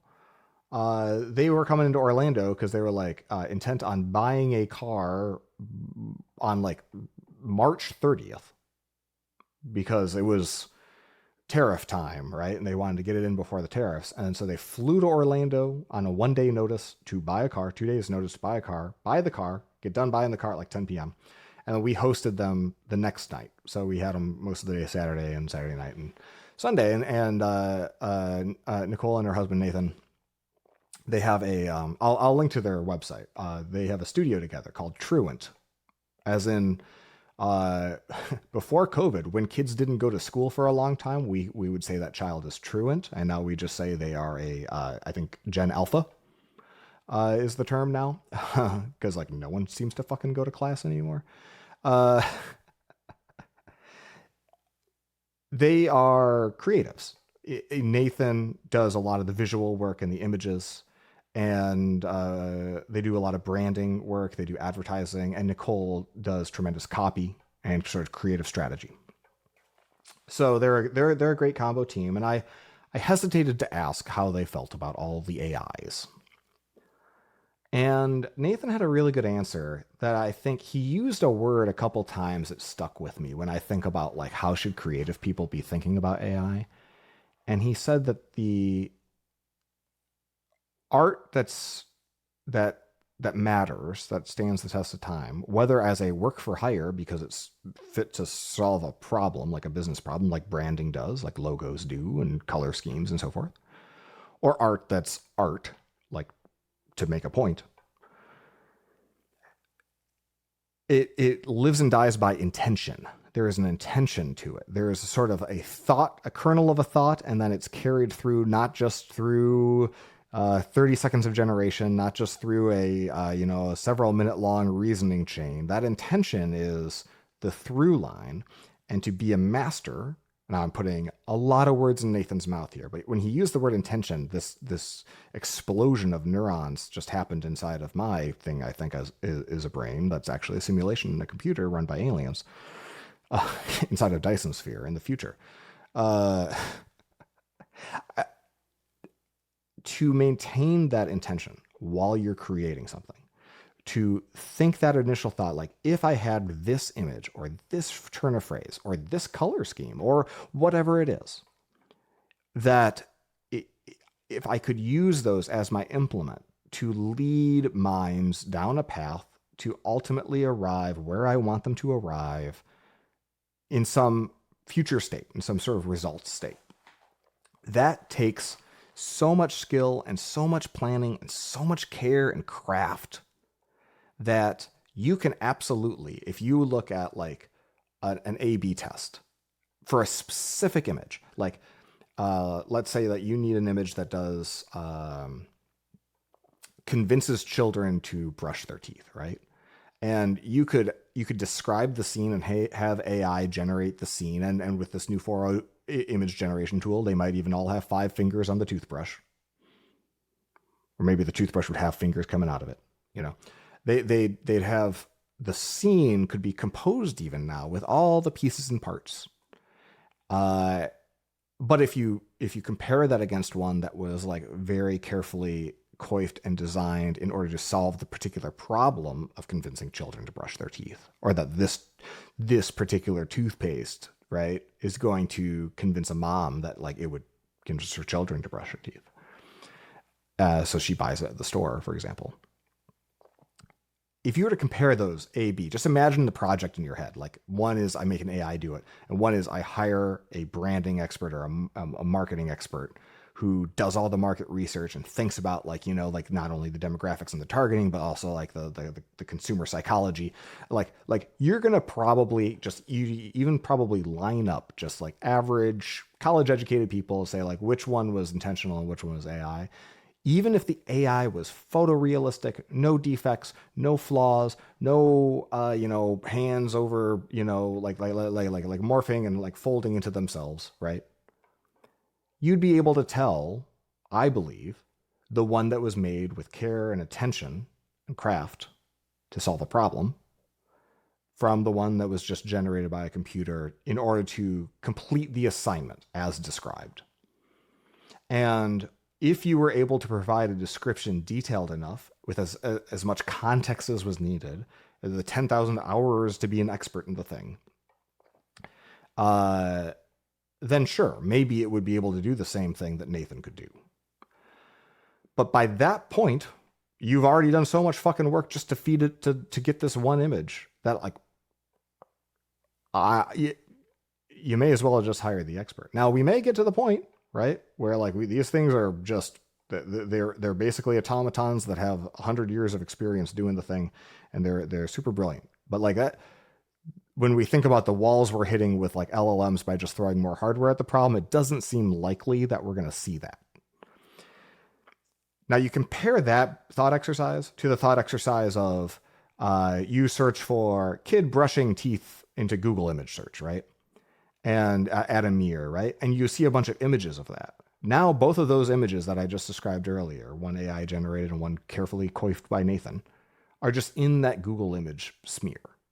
Now, if you're picking out which one is which, when you don't remember the assignment or you don't have in mind what was the problem being solved with it, yeah, it's just slop. It's just both of them just fall into this sea of content because the intentionality is lost on you, the person just observing. I just need images of this thing. And if you do see enough images, if you can scroll through 1,000 stock videos like I often do when I'm putting together these fucking videos for this podcast, eventually you'll find one with like some subtlety to it. It's like, yeah, that kind of rhymes with the thing I'm going for, but isn't exactly it. To be exactly it, I'd have to like literally film all of my B-roll, and I don't have the time for that.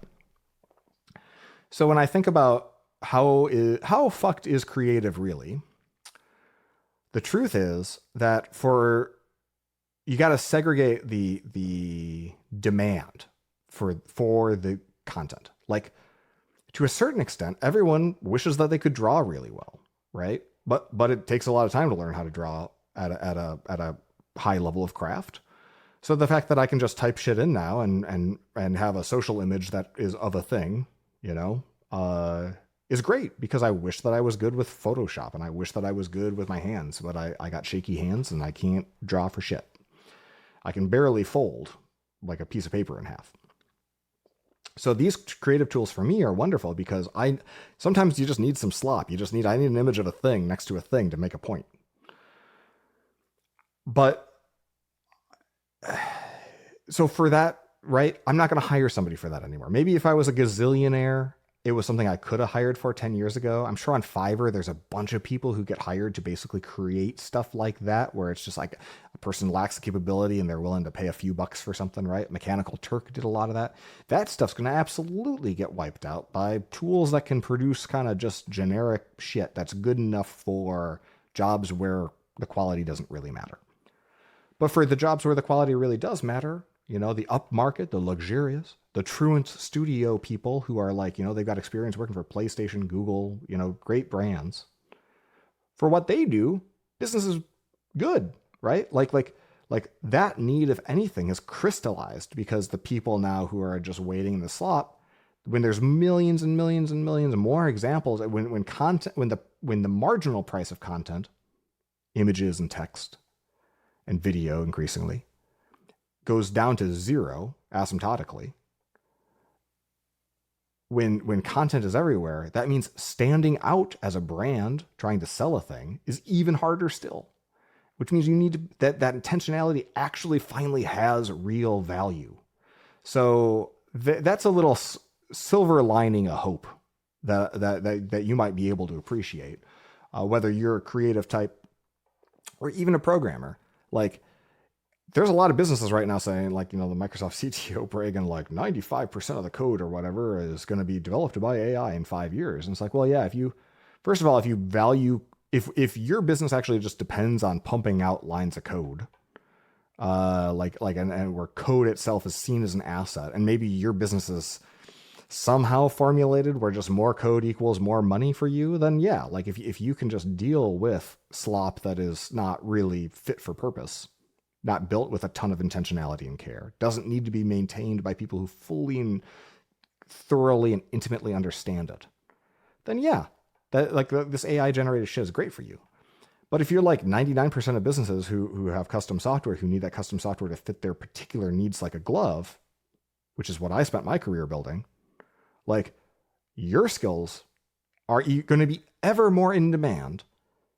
And the supply side of developers who were raised in that environment to create that kind of carefully crafted, tailored, expertly, built and reliably run and easy to maintain code,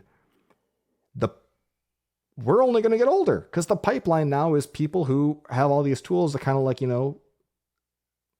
build the thing for them, and they don't have to struggle through it, and they don't have to achieve that level of craft. They don't have to put in that 10,000 hours. They can vibe the code their way to good enough for the people for whom good enough is good enough. So I used to think a lot about the COBOL developers who came out of retirement in 1999. Some of them charged $350, $450 an hour, $450, which in inflation adjusted terms is several $1 million per hour now, depending on when you're listening to this on Monday or Tuesday. Sorry. It's too soon for tariff humor. But I in 99, in 98, I remember thinking about that. And then early in my career, 5 years, 6 years later, I met some of those COBOL developers. And they talked about how they never expected their skills to still be needed, because these businesses never expected to still be maintaining COBOL and needing this. And of course, nowadays, that COBOL has just kind of become part of the sedimentary layer of rock. And look at any Midwestern insurance company. If you dig deep enough, there's still going to be COBOL there somewhere. Maybe even Fortran. The thing about it, right, is that those graybeards weren't replaced by new people who would know COBOL, even though the COBOL's still there and still needed. Instead, like, entire architectures, entire businesses were built around like kind of, containing it in a layer and wrapping and translation layers so that modern day programmers can have a snowball's chance in hell of operating businesses that still have in their little, like, nucleus a bunch of this code that no one can maintain anymore. And the building of that costs a lot of money, and the running of that costs a lot of money. JP Morgan Chase is demanding a return to office. They got so many fucking developers, and they've grown so much just in the heft of how many they've had to add to kind of keep the ball of mud rolling forward, that they don't have enough seats for everyone. So those are some thoughts. I increasingly think that if you're in the intention business and the giving a shit and caring a lot and sweating the small stuff business, and you're already good at what you do, or you're starting out and that's the track that you're going down, there will always be work for you. Because what I'm describing is less than 1% of the developers I've ever met, is less than 1% of the programmers who are getting paid to program.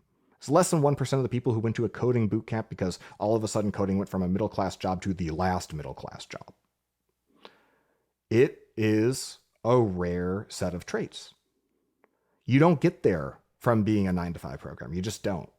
There's no way, because programming is already too complex of a discipline to just clock in, kind of passively learn via osmosis through the act of doing it here and there. Once you factor in the meetings and the lunch and the commute and the other kind of administrative tasks and all the communication that has to happen and all the planning and stuff, like there's no way inside of that 40-hour work week that only involves typically 15 to 20 hours really at a computer. And even then you're super hyper distracted.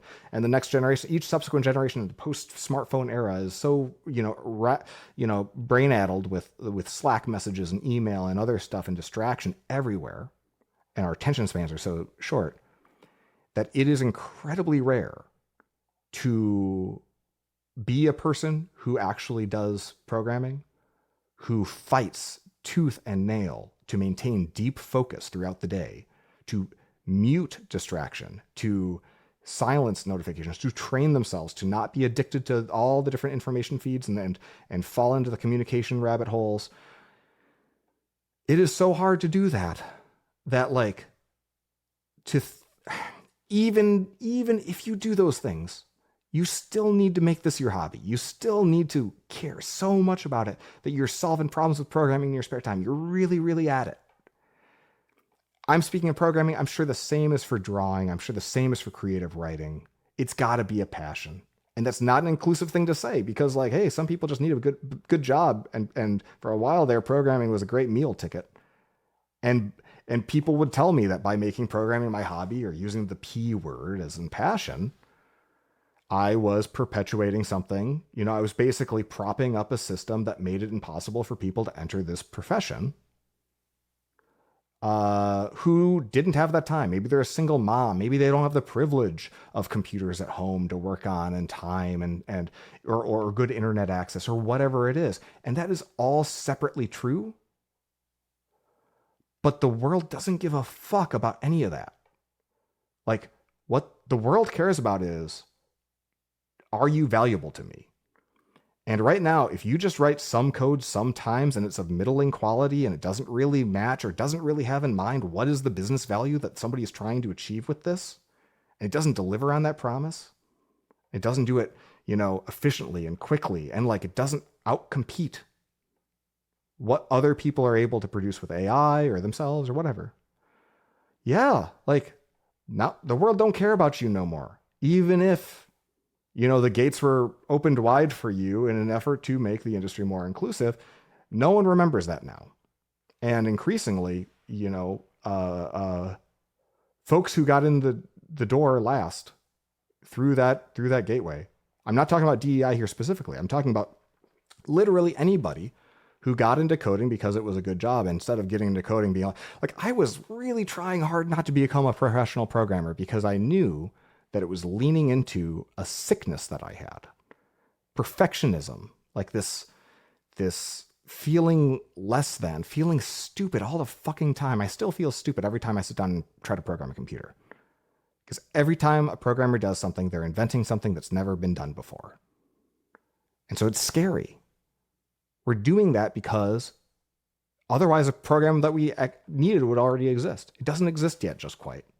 So every time I'm doing something new, it's something I've never done before. And it's scary as fuck. And I hate the feeling. And I feel lost. And I just feel stupid. And I get knots in my stomach. Not in terms of stress, but just like walking around all day because I've got this unsolved problem. And I never know, will I be able to solve it? Or now that I'm competent, now that I've been programming for most of my life, I'm finally at the point where I kind of have the confidence, like, yeah, I can figure it out eventually. I just don't know how much time it's going to take. But now that I'm 40 and my body's fucking falling apart, I I'm like, I don't know how many apps I have left in me before my fucking eyes give out, or my hands give out, or my brain gives out. And I want to build a lot more stuff. If I look at my backlog of all the apps I want to build, this was not a joke. I did this exercise in 2018 or 2019. I listed out all of the apps that I wanted to build already, the things I'd already identified as like, Justin wants to build this. I wish that this existed. And I stacked them up end to end. And it was like, even with relatively optimistic estimations of how long they'd take, I was like, this is 350 years of work. And not necessarily sped up a lot if I were to hire people to do all these things, right? Like, so that there's a beauty in the finiteness and the prioritization of viewing this work as a craft. And there's a lot of stuff you can vibe code your way out of. Like, I vibe coded a script. I needed a little thing to like open projects faster on my computer because it was like a little paper cut I was dealing with every day. And, Claude was able to do that for me and it worked fine. But if that's the way you learned how to code, if that's the way you enter the industry, I think you're in real trouble, because a good user of AI today is going to be replaced by an AI that uses the AI a little just as well as you can use it, So anyway, that's cool. Depending on where you're at in your career and how you identify and where you line up there, that might make you feel a lot better or a lot worse. But here we are. Other news. Anthropic, speaking of them, the Claude people, they put out a really good blog post. They released 2 papers and they did a YouTube video of their research into how do LLMs think? What does that thinking look like? They kind of opened up the black box a little bit at a level that isn't just math and isn't just matrices and isn't just, showing the why the deep learning part works in terms of like the neural network model. And I've shared videos like that before. This blog post actually answered a lot of their own questions about like, does Claude actually work several lines ahead? Like, or is it actually generating one word at a time and then just trying to like improvise, like thinking of a word and then think of the next word, right? Like falling forward. And they were able to prove basically that it was thinking far ahead, right? Like one of many experiments, just as an example, because like they had it write poetry. And the rhymes, to make sense, like it was actually having to think in order to ultimately land at something that would both rhyme and be internally consistent and make sense. And then when I'm sure they've got tools to introspect kind of like what's happening inside of there that are not publicly available.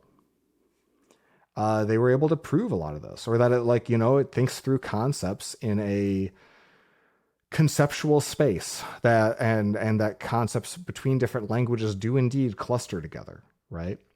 And live nearby one another. And those little linkages happen just like they happen to me when I share a concept in Japanese and English. So yeah, really interesting stuff. That little rant I just went on is, I got another link here. IndiaDispatch.com, the 500 million worker problem. It's an interesting article. For economies like India's, huge IT economy, tons and tons of programmers, they, as a nation, have done an amazing job educating people to learn the technical skills that the market needed. And because most customers of, India-based software development are doing so in a overseas fashion, that's offshored, right? Like, the communication has always been really strained. It's as if you're typing into an AI prompt, hey, this is what I want. Hey, here's a document of what I want. And then Indian developers, who are many of whom have been by far the most fucking disciplined, diligent, educated, competent developers I've ever met, have for most of their careers, if they're based in India, or even onshored into American companies where like very often they're on H-1B visas or in big bureaucratic organizations and they're kind of sequestered off and they're not really brought in to like the planning of stuff, right? They're kind of treated like just implementers, right? They're just rowing the ship in the galley, right? They're not really often trusted to be full stake partners. They're subcontractors or whatever very often. On their end of things, they're just, they're kind of receiving these prompts with very little context and very little, help and clarity and buy-in to like, what's the purpose of what I'm being asked to do? And so then, of course, the company, like, they get what they get in terms of the software. It's kind of a guessing game, right? It's like, well, this is wrong because of this, and what we're really going for is here. And so, and then it's really costly because then it goes back offshore, and then adjustment and change orders have to be made and so forth. And that's why, offshore development has been a boondoggle because on a cost basis, it's like, oh, these people only cost $50 an hour, but these other people in America, they cost $300 an hour. So clearly the Indian ones are the better bet because it's 6 times cheaper. And then of course the project takes 5 times as long and involves 2,000 more people. Now it's not so much cheaper, right? So we've known about this dynamic forever, but I think that there's something particular about the fact that it's the communication being strained that makes the Indian development problem hard. That if you describe having a relatively low fidelity requirements definition via a constrained and limited communication medium, you've just described typing in your requirements or pasting in a PDF into ChatGPT or to Claude or Copilot, or some agent model, that does its thing. And that's the thing that we can replace because the communication of what you want, the intentionality again is lost, right? And that's what India, like India can't compete with that, right? And so this sort of like this, when you think of software supply chain, these countries that have been building their economy around being somewhere in that value chain, but not necessarily at the head of the snake, right? Right near the decision-making part, which I have had the privilege to be in. Like, India's fucked, dude. Like, I don't know how else to tell you. Like their economy and like there are not enough Indian tech companies building products that create profits in India to support all of the tech workers in India. And increasingly, we're going to see AI replace a lot of that, relatively good enough is good enough, middling software is going to go to AI, right? And the people who talk a lot about AI as being or as code being sort of just like a commodity that they trade in, that work's not going to come back. And so what's a country like India to do? If I was running India, I would be focused on, new tech startups fast. I'd be focused on building bottom-up products. I'd be subsidizing the shit out of just like, let's build some really fucking cool apps and try our damnedest to break through in, direct-to-consumer and to businesses and be the ones owning the software. Because if you're just focused on contract work, you're in trouble. So anyway, India Dispatch. They see this coming. It's a good time to be... If they haven't been, from a policy and planning perspective, and it's not just India, but it's like a lot of South Asia, especially, but like it's almost all emerging markets, really. The best time to have this conversation was probably 15 years ago, and the second best time is now. Additionally, I'll share another YouTube link too of a particular stock bubble that the Indian market is in, because the Indian stock exchange has been very good at convincing retail investors in India to take their savings and put it all in the Indian stock market, and how there's an overexposure there. That's a tremendous risk to the wealth of a nation that desperately needs to grow wealth. So, yeah, that sucks. Meanwhile, in fun news time with Justin, there are rumors Amazon was going to buy TikTok, solving our 75-day reprieve crisis thing about the TikTok ban law. And my reaction was, none of this matters because Trump's just going to announce another 75 days. And then that's what he did. So that's all I got to say about that. TikTok's not banned yet. No one's bought it. No one cares. Kind of doesn't matter. There's a YouTuber named Eddie Burback. He is, I think, in his late 20s, maybe. He was a child when the Wii U, or the original Wii came out, which tells you a lot. And good for him. But he's got a huge YouTube following, and I suspect part of the reason is like, if you were to extract his soul and look at it, the age of his soul is definitely elder millennial in terms of how he conveys himself and comes across and his priorities and his mental model. It does not fit the generation that he is actually belonging to. And it creates this interesting thing where part of why I find his videos fascinating is he doesn't necessarily look super young because he's not in the best shape. But when you remember when he says something that reminds you of his youth, he's got an old soul aspect to him. And that dissonance in my mind is really interesting. It actually kind of, it's refreshing because increasingly, as I become an old, I'm feeling just culturally, spiritually out of step with younger people who have grown up in a drastically different world than I have.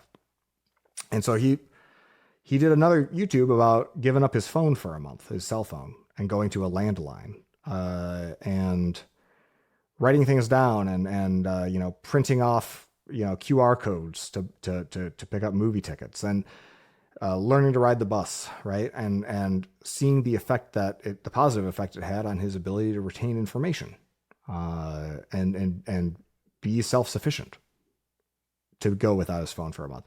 And, I could do this video, but it's a lot different if I do a video like that, because I got the iPhone, several months after graduating college at my first real job, right? My brain wasn't pickled in the vinegar of screens. In fact, I tell people a lot, like 1985 was the best fucking year ever to be born in, right? Because you grow up, you're one or two, somebody hands you an NES controller and you fumble around playing Mario. And being born in the early to late 80s, you got to experience technology at a level, digital technology specifically, at a level of fidelity and complexity that was understandable. Like, I remember I was like 4, 5, 6 years old and I was learning about registers. I was like, I got PC Magazine, I got Nintendo Power, Computer Gaming World. I read a lot of magazines as a kid because I was always, not because I cared about the science or the technology or the engineering. I just wanted to know what was the next game going to be, what would it look like, how would it play, and to understand those things, you needed to understand, why is the Super Nintendo better? Blast processing on the Sega Genesis, is that real? No, it's bullshit. It's marketing. Okay. Like, I remember reading about the USB specifications many years before USB ports actually showed up in computers, and what a bus was. I was like, is it a literal bus? Is it driving back and forth inside the computer? And like, no, it's like this lead that contacts here and here and has a certain amount of bandwidth. And as a 5, 6, 7 year old, like that stuff was still rudimentary and new enough that there was like new articles being written that were targeted at, enthusiasts. And you get to grow up with the technology. And then you compare that to somebody who, they're handed an iPad when they're 5 and it's irreducibly complex. It's just magic glass doing ninja fruit slicing. And if you want to know how the magic glass works, you got to get a degree in it, and you got to show an uncanny amount of curiosity in why it works the way it works, and a level of kind of not just critical thinking, but just skepticism of this doesn't seem natural, right? And you got to dive so many fucking layers deep that it would take you years to unearth the layers and layers and layers of explanation that you would need.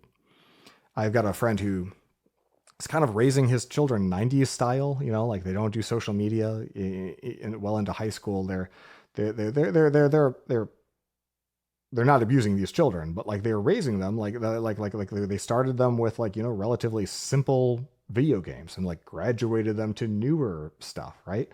because it also happens to map with motor control and like as games became more complicated and as computers became more complicated, so did sort of the stakes and the complexity, not just technically, but also like narratively and from a the mental model needed to be a user of things also got more complicated, such that like nowadays, if you're just a normal fucking iPad kid, you have no idea file management, hierarchically organizing your own information into a series of cascading folders to make sure that you'd be able to find it later, to even ever go through the exercise of like thinking through how would I organize this information. It just becomes a big stew because I was a Google Classroom kid or whatever, and now I just search for fucking everything, or it's just like just shows me all my recent stuff, and if I can't find it, oh well.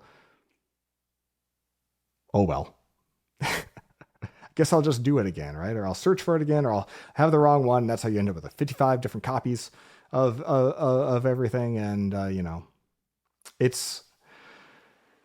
I'm really, really glad to have been born when I was, but if I do the no phone video that Eddie did, it's just sort of like, yes, this feels like high school, right? This recaptures something for me. There's a nostalgia to it, and there's a predictability to it because I am getting older. And you look back, and if everyone's just shouting at clouds when they get old, I remember that when I was a kid, being like, man, look at these people who hate progress.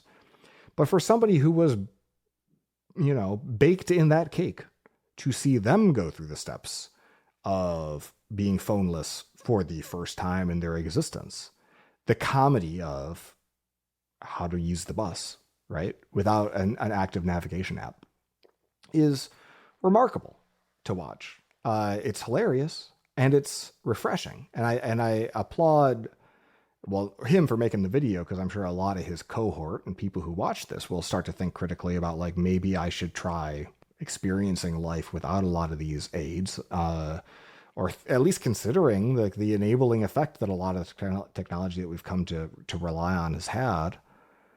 The flip in my mind, right, is like, it's not about we should do without these tools, because these tools always get better, and we're all standing on the shoulders of giants. And as tools improve, we can, it would be silly for me to say, well, before I drive the car, right, I should go back and get a horse-drawn carriage and live with that for a couple of years, and then I can get up to a car. The difference, there's been really two, I think, big changes in the last 20 years that we failed to appreciate. One is, once the tool became the bicycle for the mind and replaced our thinking, like GPS navigation is a great example of this. Moving from a paper map to a digital map is one thing. Moving from a digital map to one that listed the instructions next to it on MapQuest was the start of something. And then when the TomTom and like consumer GPS devices that would just route you. Now, it's not that the tool has has improved in a material way to help me accomplish a task, and that task is getting from A to B mindfully. It's actually replaced me in that job, and it's navigating me. And so now I don't know where anything is in any city, and I don't know what cardinal direction I'm driving in, because that's not my job anymore. My job is to be in the vehicle and to press the pedal and to turn the wheel, right? And now that I've got a Tesla that full self drives, I don't even do that. So so the first big change is when our tools started to replace us as having agency in the process. And I don't think anyone sat around and really appreciated that like a fine brandy in the moment. The second big inflection point, and I point to 2014 because that's the year that Twitter went algorithmic, and I could tell that my relationship with Twitter went from unhealthy and addicted to fucking my brain up, fucking it so fucking sideways that I was in a real bad place for a long time. And you see that now with Instagram and TikTok, and because now there's like there's a puppet master, there's a Wizard of Oz who's turning knobs and pulling levers to make me feel a certain way so that I'm there longer, so I see more ads, or I see the right kind of ads, or I see the ads and I click the ads, right? And software companies are hiring clinical psychologists to try to like min-max my emotional response to how I use these apps that are, ostensibly there to connect with people and to communicate. And that's That's why I'm building an app called Posse Party, where I don't have to be on those apps, right? And I, for somebody like Eddie, who grew up as a child with a Wii, right, to go back in time and unwind both of those things, frankly, because he goes back and he uses literal MapQuest, right, to look at his thing or read a bus map, right, to unwind the algorithm being off of Twitter and not looking at it, and to be off of even GPS navigation, and to see what happens to his brain, and for him to like end that month feeling great and kind of dreading having to go back to his smartphone, because that's where modern life exists. It was a special video. Like, he's got millions of subscribers. You don't need me to advertise it. But like, it was definitely refreshing. And if the next generation has any hope at all of recapturing humanity, it's going to probably look something like that. Or the definition of what it is to be human is going to change dramatically.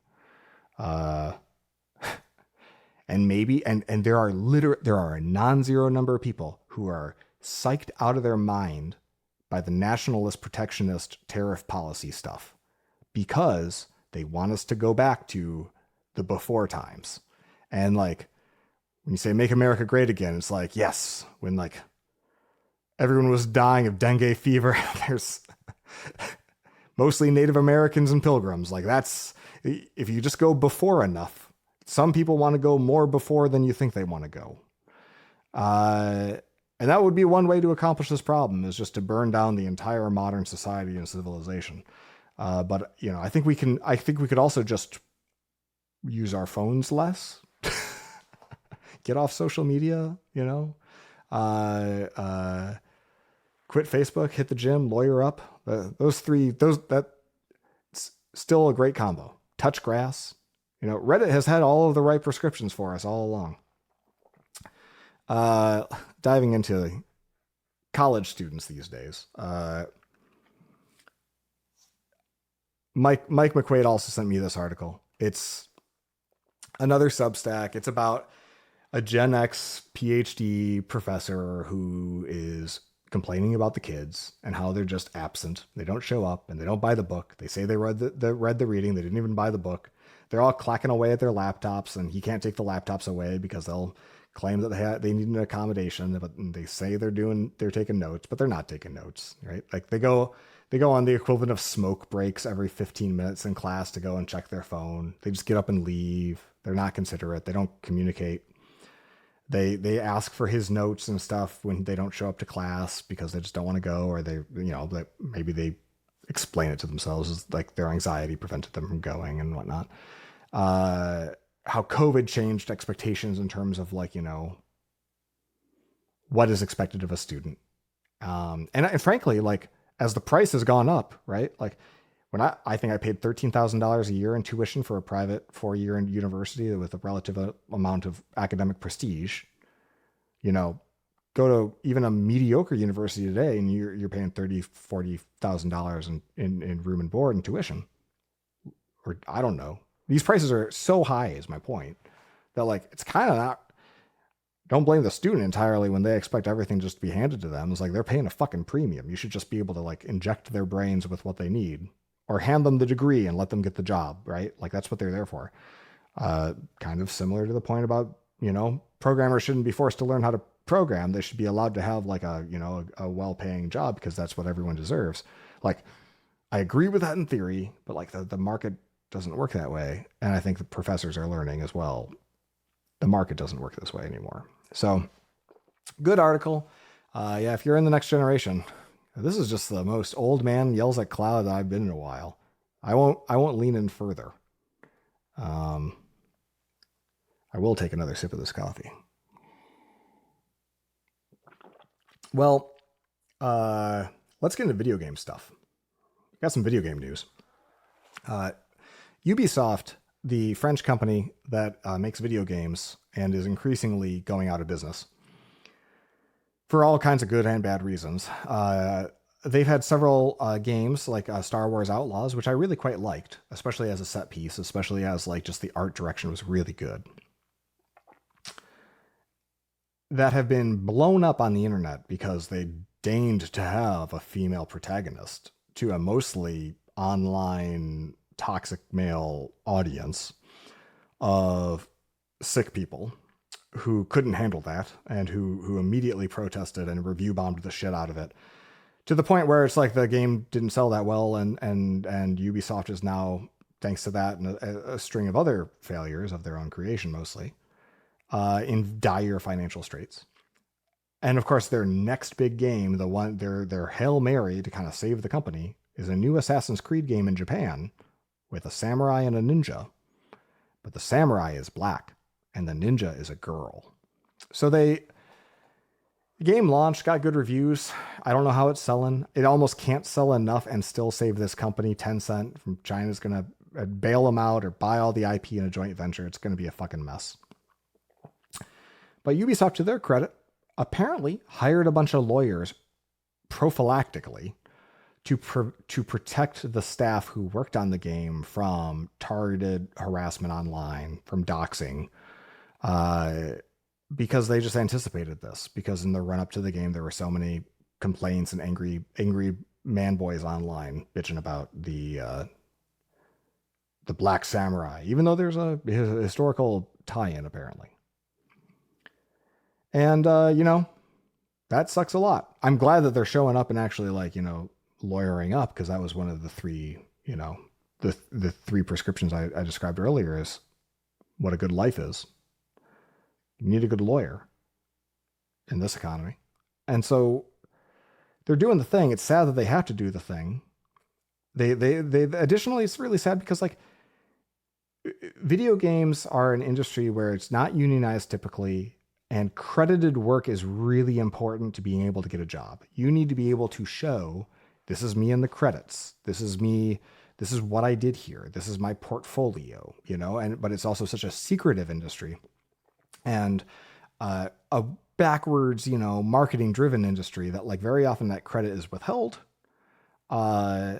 And or just unavailable. If the project gets canceled, everything's still under NDA and you can't really talk about it. And so you have to kind of describe it in the abstract, archaeologist adventure who wears a hat and uses a bullwhip game, right? Kids can't say what it was. So it's a highly secretive and highly competitive industry. It's a shitty industry in a lot of ways. Those lawyers and Ubisoft Corporate have advised, maybe don't mention this game or that you work at Ubisoft in LinkedIn right now, because people will find you. That's fucking gross. So, wait, I said I was going to be, we're going to move to the happy fun times, and this is the first video game thing I had, so I'll just keep moving. Good article about this new Nintendo Today app. I haven't installed it. This is not an app review, but Nintendo put out a new app, and you can clearly see that the design of this app is for them to create kind of what Nintendo Power, their old magazine, was, which is a direct line of communication to their customer base, because they no longer trust that Twitter, social media, YouTube are going to get their words in front of their people, which is a smart bet, frankly. So this is their first test of their reach. That's the headline. Nintendo just carried out a major test of its reach in a post-Twitter world. And so you use the platforms, right? If you're on the platforms and you want to continue to be able to talk to your audience, that's where they are now. Use that platform to announce, hey, if you want to follow us in the future, go here. And what's great about Nintendo, and I'm not sure if they did this or if they kind of threw in any tchotchkes, but what they should be doing is if you log into Nintendo Today, maybe once a month or every week, or maintain a streak of checking the news in Nintendo Today, maybe you get free costumes in the next Zelda game or Metroid game or something, right? They can do that sort of thing, and they can give a carrot to their fan base for consuming media on their terms and their way. Because if I'm in marketing and I know, I control the medium, I control, way more about how people are going to and when people are going to experience and what kind of effect it's going to have than if I just throw it into the algorithm stew and hope that it bubbles up to the top of their timeline at some point. So anyway, I think more brands are going to try to create bespoke distribution channels to get in front of people, because even big companies are having a hard time reaching people and building awareness right now, as in the post-Twitter diaspora, and the extremely optimized algorithms that we're seeing in Meta's properties And even now, like the newsfeed becoming kind of the friends only tab in Facebook, even. It's companies are tired of having to play this game to try to figure out how to like appease the platforms and the FANG corporations to get in front of people. And as we look at AI and how much content's going to be just AI generated, like they kind of don't need the news publishers anymore, and they kind of don't need the brands anymore. And it's like, if you want to get in front of people, you got to pay them, you know, you got to pay the toll. So interesting sign of the times. I'm going to skip the next one and just talk about the Switch 2. So, title of this episode is Bait and Switch 2. Was the name of it. The Switch 2, Nintendo Switch 2 is the name of the product that is releasing in June. I wanted it to be called the Super Switch. They actually were asked about that. They did an interview and they said, we didn't name it the Super Switch for a couple of reasons. One was the Super Nintendo could not play the original Nintendo games, and we didn't want to give the impression that this was the same, because this can play the original Switch games. Additionally, because everyone's fucked in the head now, it might not be clear to people that the Super Switch is a new Switch. You know, this Nintendo, the company that brought you the Wii U as the sequel to the Wii, and the new Nintendo DS, NEW space Nintendo DS, as a actual sequel to the Nintendo DS in a way, because there were I think there were a handful of titles that were exclusive to it and didn't work in the original DS. Or the 3DS, which was the next platform after the DS. Nintendo's learned the lesson that if you name a thing something fucking stupid, people aren't going to necessarily figure it out, and then your whole platform could crash. So they finally just done the boring goddamn thing, and they just made a sequel. Nintendo Switch is a hit. Here, Nintendo Switch 2, even switchier. It's just another Switch, but it's 8 years newer. Got newer hardware, it's got a bigger screen. It's not clear if it's like a mini LED screen, but it's like a much nicer screen. It's 120 frames per second. It's HDR somehow, which that's what makes me think it's like a mini LED or something going on. You know, the battery life is 2 hours-ish for a real 3D game, which is kind of what the original Switch could do. So stayed on par. It's like a 10 watt overall, you know, it's like a 20 watt hour battery basically. So that means that if you can last 2 hours at full throttle, it's like a 10 watt draw. And that's just not a lot of power, right? So like, I'm sure power management, I'm sure they did their best, but apparently it's got an 8 nanometer chip in there. Now, if none of this stuff makes sense to you, I'm sorry, but it's based on like relatively old NVIDIA technology, the Ampere generation, which is an 8 nanometer process. And apparently Samsung's building them an 8 nanometer chip, because if you're going to take that Ampere architecture generation and shrink it down to a modern 5 nanometer or 3 nanometer process, and if you were to do that, you would have to relay out the whole fucking chip again. And that's so much work that NVIDIA may as well just move them to a newer generation. But supposedly the Switch 2 was kind of done from a design perspective a couple years ago. And then the Switch 1 just kept selling so well. They were like, why undercut it? So it's not the new hotness. It's not going to blow the pants off your Steam Deck or something. But it is going to be the place where all the exclusive Nintendo games are. And unlike the original Switch, it's going to be able to play a lot of them at 60 frames a second. And the Switch will sort of exist as this aberration of a time when Nintendo really struggled to hit basic frame rates. You know, I'm old enough to remember buying F-Zero GX for the GameCube and watching it play in perfect, locked 60 frames per second. A racing game that was fast as ever-loving fuck. That was lost in the Switch generation, where like Tears of the Kingdom, the newer Zelda game, was a fucking slideshow. I was playing it in docked mode, and it was just like chug, chug, chug. And I seriously wonder sometimes what it is about my brain that like once a game gets to 30 FPS, 30 frames per second, I can't really tell the difference between 30 frames per second and 60 frames a second. I do it side by side. I optimize my, you know, GPU voltage levels all the same to try to maximize the amount of frame rate. I'm playing 60 frames locked with most games most of the time. But I just turned on the game I was playing a few nights ago, and I saw like, oh, wow, I've actually been playing this at like 28 to 35 frames per second for the last few days because of a driver fuck up. And I didn't fucking notice. I'm a big old dummy. Look, this is a tangent, but I kind of do. Anyway, the point, Switch 1, the performance was so bad that even I noticed that Tears of the Kingdom was chugging along at such a low frame rate, and I recognize that as a technical problem. I was like, I will finish this game when the next platform comes out. So it is. And it'll run all the Switch games, and it'll hopefully run them faster. And there's going to be Switch 2 editions, which is basically in many cases paid downloadable content to either make the game run better, look better, or have more content. And so Tears of the Kingdom is getting one of those such upgrades, and I will pay for it. Or was it Breath of the Wild that's getting that? Anyway, I will finish that game for fuck's sake. But I don't know that I'm going to buy one of these right away, because I don't know that there's anything else I'm going to do with it. Okay, so going to rattle through stuff because I watched the Switch 2 keynote announcement, so you didn't have to. There's a new Mario Kart game called Mario Kart World. It has an overworld map that reminds you of Super Mario World. Remember that? That was fun. It's open world Mario Kart. You can drive from one end of the Mario Kart world to the other part of the Mario Kart world. There's even a mode to support that. And it's 24 players a map. All right, great.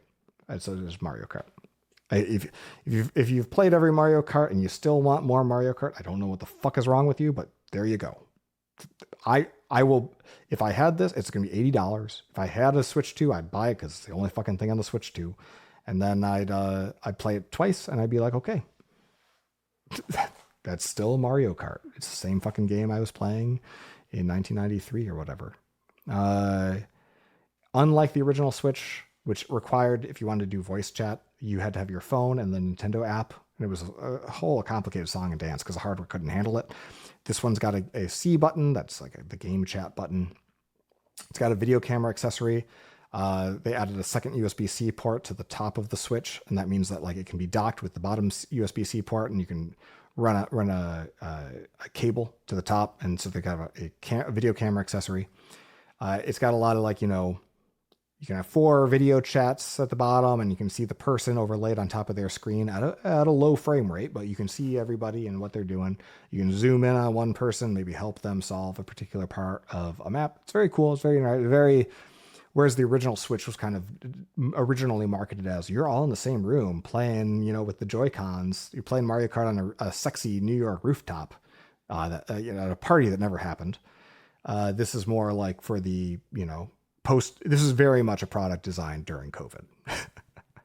It was probably being conceived in many ways at the time when Animal Crossing was a huge hit during COVID. And the thing that it didn't have was a way to bring people together over distance. So there's a lot of that sort of shit. It's funny because it's sort of by having the other people's screens down there, if you're playing a game with people synchronously, like it kind of brings back split screen multiplayer. A lot of my fondest memories playing games are playing Star Fox 64 or GoldenEye, where it's like a 4-player split screen, and you can see, oh, that person's right behind me. They're going to shoot me in the back of the head, and then do a barrel roll or do a loop-de-loop, right? Like it's a fun dynamic. So it's kind of bringing that back, and that's neat. They have a new game share licensing scheme. So if you're playing a game, you can actually share that game for the purpose of the other person being able to play multiplayer with you. And this is going to be available on a game-by-game basis because, of course, a lot of companies don't want to license that way. They want everyone to have to, if you want to play with a friend, they have to buy it as well. So that's neat. I don't know if that's only for your family members or if it's for anyone, but cool.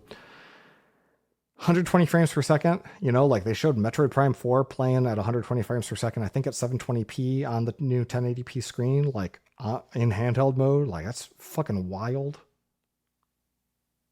Great job, team. It looks great. Or you could the quality mode where you can play for 60 frames per second at much higher resolution, at 1080p resolution, or even at 4K resolution. It uses DLSS, which probably an older version of it, to upscale from 1080p to 4K when it's connected to a TV. Yeah, it's just an incremental release, really. And it's the first time Nintendo's really ever done that and not tried to reinvent the wheel in the process, which is why I think it'll probably be successful, except that everything's more expensive now because inflation and tariffs. There was one game that stood out to me. I forgot the name of it, but it's like wheelchair basketball. You look at it, it's like this is robots playing wheelchair basketball.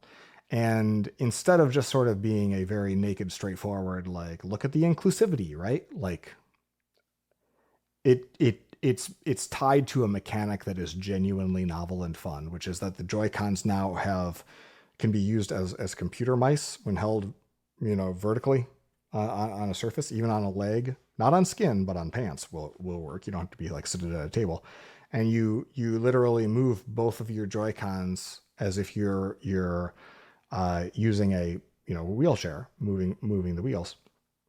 So very clever motion controls for that, and people who had hands on with it said it looked pretty good. I don't know if that top USB-C port can be used for just video out. And it sort of seems like the answer to that is no, because the dock has a fan in it. And so its docked play really depends on that. But I would really like a video out simply because I like to be able to use the X-Real glasses when I'm playing on mobile and, keep my neck in a neutral posture. So that's probably the first thing I'd be looking at if I were to actually buy one, is like, if I'm going to use this on the road, I don't want to be leaning over and staring at a screen. Oh yeah, I saw it on the video. I didn't see this remarked upon. I saw an Ethernet port in the dock. So yes, that's great. Fuck Wi-Fi. New Pro controller is coming, and it looks really good. The build quality and the rendering looked really nice. Bigger thumbsticks all around for everything. Bigger triggers on the Joy-Cons. If you don't play video games, if you didn't play the original Switch, this doesn't matter a whole lot to you. You can skip ahead to the next chapter, except I don't do chapters, so just, I don't know. You can stop listening too. If you got stuff to do, I don't care. A lot of this is like sort of like adding chat to games is like 20 years ago, right? The announcement for the Xbox 360 was like party chat in games. The second screen experience they announced for Zelda, where you can like be on the map interactively on your phone while playing Zelda. It's just like Nintendo is so late to the party. It's hilarious. But they, they're doing their thing. They're getting their bag. Every third party under the sun announced that they're bringing their last generation games to Switch 2. And good for them, because they need the stimulus check. They're like, even if it's cash in. $450 is the going rate for this thing. The original Switch launched at $299, so that's a pretty steep increase. But also, like, frankly, computer hardware hasn't gotten better fast enough. And like, as we've seen with the PS5 and the Xbox Series X platforms, like the bill of materials hasn't really gotten cheaper since those things came out in 2020. So if they were going to release new consoles tomorrow, they'd have to be as or more expensive to get any sort of performance improvement. And you probably wouldn't even notice it that much. It's not that we've hit the point of diminishing returns per se, but there just hasn't been some sort of like, generational, like, paradigm shifting technology or innovation in graphics technology. And it really comes down to that thing that Steve Jobs talked about in 2007 when they were announcing the rollout of the Intel transition from PowerPC. It's all about performance per watt, especially on a mobile platform like this. So you only make things so hot. Nintendo kind of shakes up the digital game system with virtual game cards, which is like a clever system. I basically, like, instead of just thinking about your licenses for games as being this ethereal thing and this Netflix like UI, when you buy a digital copy of a game, it's like a little cute little card, and you can like load it into this system or eject it and put it into like your other system. So you can only play it in one place, but you can have like two systems that can have a full licensure to all your games. And you can also loan those virtual game cards to your friends or your family, maybe just your family, one at a time per person, so that you're not having to buy licenses to stuff and think about like, where did I buy this and on whose account, which is like really cool. Very clever, very Nintendo to solve that, to see that particular thing as a problem and then go and solve it. Whereas, if I open up my PlayStation and I look at my library, I just scroll and scroll, and I can sort by alphabetical or install size or install date maybe, but like, there's just no organization there. There's no tangibility to it. But you see these little game cards and like, well, you know what a game cart looks like because that's the other version, the physical game cart, virtual game cart.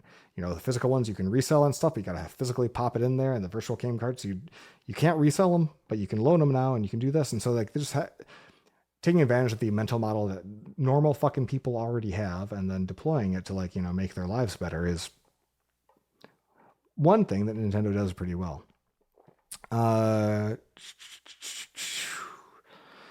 Yep, that's about it. Some of these Switch 2 games are going to be $80. Some might be more than $80. Some of these upgrade packs for current generation Switch games to Switch 2 will be like $20. It's like a lot of money. Like $450 plus $8. Like this is not cheap. And so until they announce a Switch 2 Lite that's like more geared towards kids where the Joy-Cons aren't removable. Yeah, the Joy-Cons are going to be $90 for a pair. It's a premium product. And it's priced, and it's entering a market that's like got recession vibes. You know, consumer spending is soft right now. It's unclear. Like, I think that like from a product design perspective, this is brilliant, but the time to release this product was a year ago. And if it was really in the can for a couple of years and they chose to milk the Switch anyway, or maybe they were waiting on software because they didn't have the games yet. If the Switch 2 fails, or flounders, it's going to be, is it flounder or founder? Because I was watching Titanic last night, spoiler alert for our recommendation section. And they said founder, but I think flounder sounds better. It's like floundering. I don't know. Like the character from Little Mermaid. If Switch 2 fails, it's going to be because they chose to time it into this market at this moment. You know, in fact, the reason I named this Bait and Switch 2 is they announced pre-orders were going to start April 9th, I think. And you go to the My Nintendo shop and you can pre-order there and register if your account meets certain criteria to avoid or mitigate scalping. And Trump announces Liberation Day literally the next day. The tariffs go into effect, the market goes crazy, and Nintendo announces, oh, okay, so you can pre-order everywhere, but not in the US because we're going to keep an eye on this tariff stuff. Because I was already thinking maybe I should pre-order a bunch of Switch 2s. Like I'm trading on Switch 2 futures because this price has already been announced and it's locked in place. And if I pre-order 500 Switch 2s and they're locked at $450, but then it releases at $600 because of inflation that occurs over just a 2-month period, then I can sell those Switch 2s and I will be wealthy, right? Like my brain had already gone there, and then Nintendo announced that the pre-orders weren't happening, and I was like, fuck. All right. Good game, Japan. Let's see. Speaking of the anti-scalping, Nintendo's president went on Twitter. He always like starts his messages with, this is for Furukawa in English, because in Japanese, I'm sure it's just like Furukawa desu or Shacho Furukawa desu, like identifying himself individually. It just sounds funny in all caps English. He did one of those a while ago saying that the Switch 2 would be not only backwards compatible, but that they had a solution for anti-scalping to prevent people from buying a whole bunch of these things at launch. They were going to make plenty of them, but they were also saying that they're going to prevent people from buying a whole bunch of these things at launch somehow. I think what he meant was we're going to prevent people from coming to Japan, taking advantage of the weak yen, walking into a Yodobashi camera or a Bic camera, buying a whole bunch of Japanese Switch 2 models. Because Nintendo used to famously region lock all of their hardware, so you could only play games from your country if you bought the system from your country, even though the hardware was basically identical. So they had a software region lock. They removed that with the 3DS generation. And so like now, if you buy a Switch 2 in Japan and you come to America, and you can play all the other games on it. Well, now that the yen is so weak, like if they were to announce that this was $450 equivalent in Japanese yen, that would be what, like 60,000 or more yen right now at current rates. And if that's the case, like not a lot of Japanese family have 60,000 yen lying around for a game system, because their wages have not gone up in 30 years and they have been struggling with moderate but not severe inflation.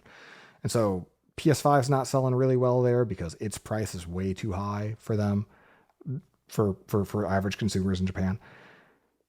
So the idea that this would come out at 60,000 in Japan is crazy. But like, if they just release it at something like, I don't know, we'll call it 40,000 yen. Well, that's only going to be 200 some dollars, maybe $300, right? And if that happens, you're going to have a whole bunch of people just flying in, buying up a whole bunch of these things, flying out and reselling them in other countries. And so to avoid that, when they said that they had a clever anti-scalping solution, the answer is they're going to sell a special edition region-locked version at retail in Japan. If you want a region unlocked version, you have to buy it direct from Nintendo with those account restrictions. And so they're selling it at retail for $330, the equivalent amount in yen, which is still expensive. What's that? That might work out to like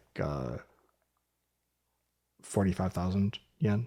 But in any case, they are literally creating a cheaper model, same exact hardware, but just region locked, just for the Japanese audience. They very well might be taking a loss on every single one, knowing that like over the course of this thing's 7-year, 8-year lifespan, they'll make up for it in software sales. But they would. It's a Japanese company, man. Like, makes perfect sense. They would not release a console that wasn't fit for the Japanese market. Very interesting solution to the problem. Apparently, like, it's not clear if it can't play foreign games or if the regional locked console only works with the Japanese Nintendo accounts, or if it only works with Japanese language and region settings. Like, if it works with all the games, but you have to use the Japanese language and region, and you can only use a Japanese account, I might actually just buy one there anyway. It'd be $100 less, and it's good language practice. I already have a Japanese account, so interesting. Third-party developers, I'll share this link, are saying that Switch 2's horsepower makes them, quote-unquote, very happy after probably not being able to release a whole lot of games otherwise on the what had been the best-selling console generation ever. Like a lot of those games were trapped over in Xbox and PlayStation land as the industry decided to just eat itself alive, whereas the Switch was selling awesome, but mostly full of shovelware. So it sounds like developers are pretty happy with it. That's great.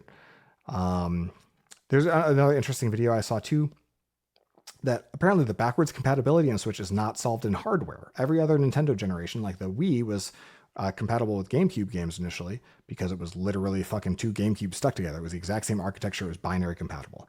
The Wii U wasn't binary compatible quite with the Wii, but they added additional shit to the main motherboard to make it hardware compatible. The 3DS, same thing, could play the DS games. The DS had a little Game Boy chip on the cart, so you could play Game Boy Advance games on it. The history of how Nintendo has supported backwards compatibility has always been hardware compatibility. Now you'd think they're moving from Switch to Switch 2, and those are both ARM64 chips, and so therefore it should be backwards compatible, duh. But if you actually look at the Tegra chip, the NVIDIA Tegra, versus this Ampere, older generation system on a chip that powers the Switch 2, they're not binary compatible, which means you have to recompile the games. But because they're both ARM and they use the same instruction set, sort of, you can do a live translation layer. So if you're familiar with Rosetta 2, which is what Apple had built to translate the ARM code on your Apple Silicon Mac so that you can continue to run the Intel compiled binaries. It's a little bit slower, but it's much faster than full-on emulation. It seems that Nintendo is using a handful of software tricks, including live translation of the binaries to old Switch games. So this thing's going to be significantly less backwards compatible than it would have been if it was hardware. And that explains why there's a lot of non-compatible games. It explains why Nintendo's listing out that they've got 15,000 third-party games, and most of them they haven't really tested yet.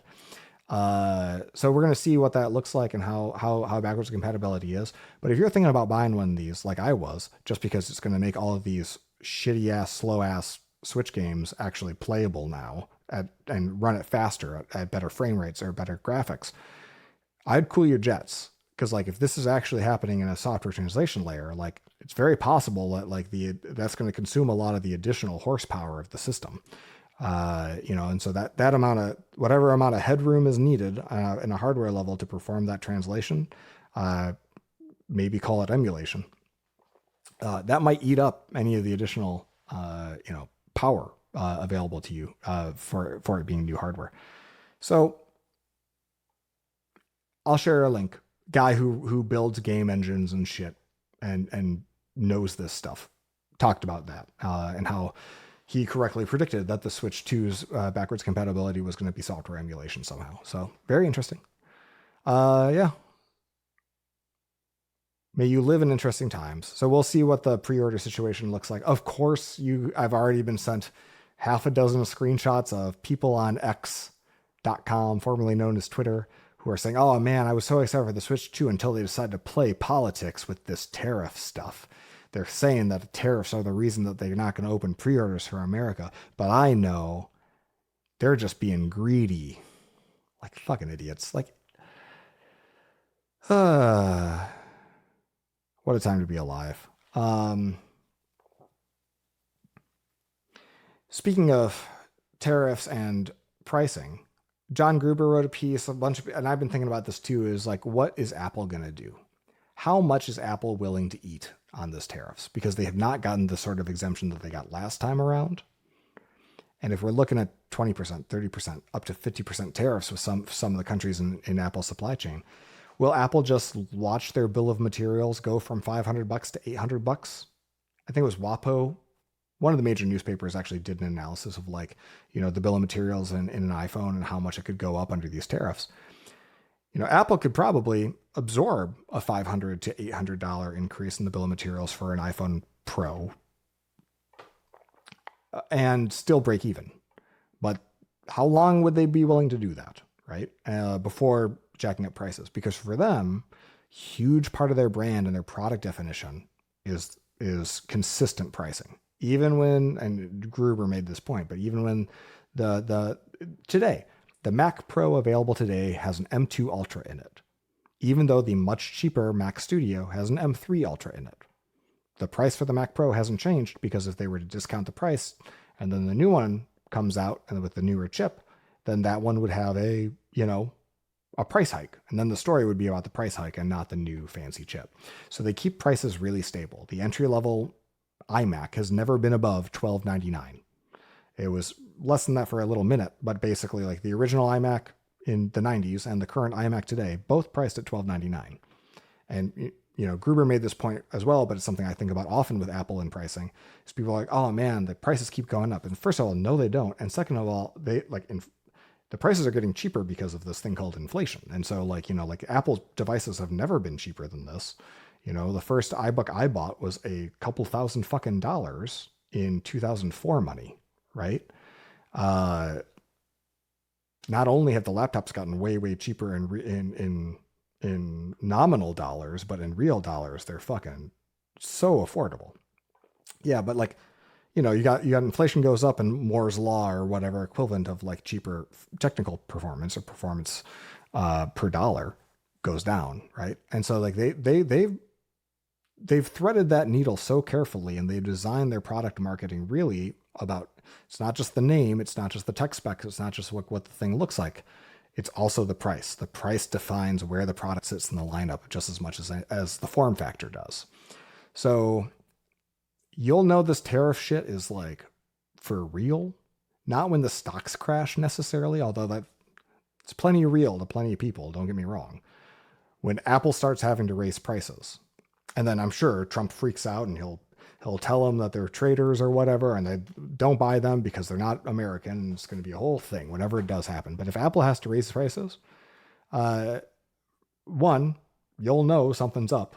And two, you're probably going to see every other fucking direct-to-consumer technology company in the planet jack up prices immediately, because they're going to be holding their breath. And many people look to Apple, they're going to be holding their breath in much the same way. So if you got any tech shit you want to buy, now's the time.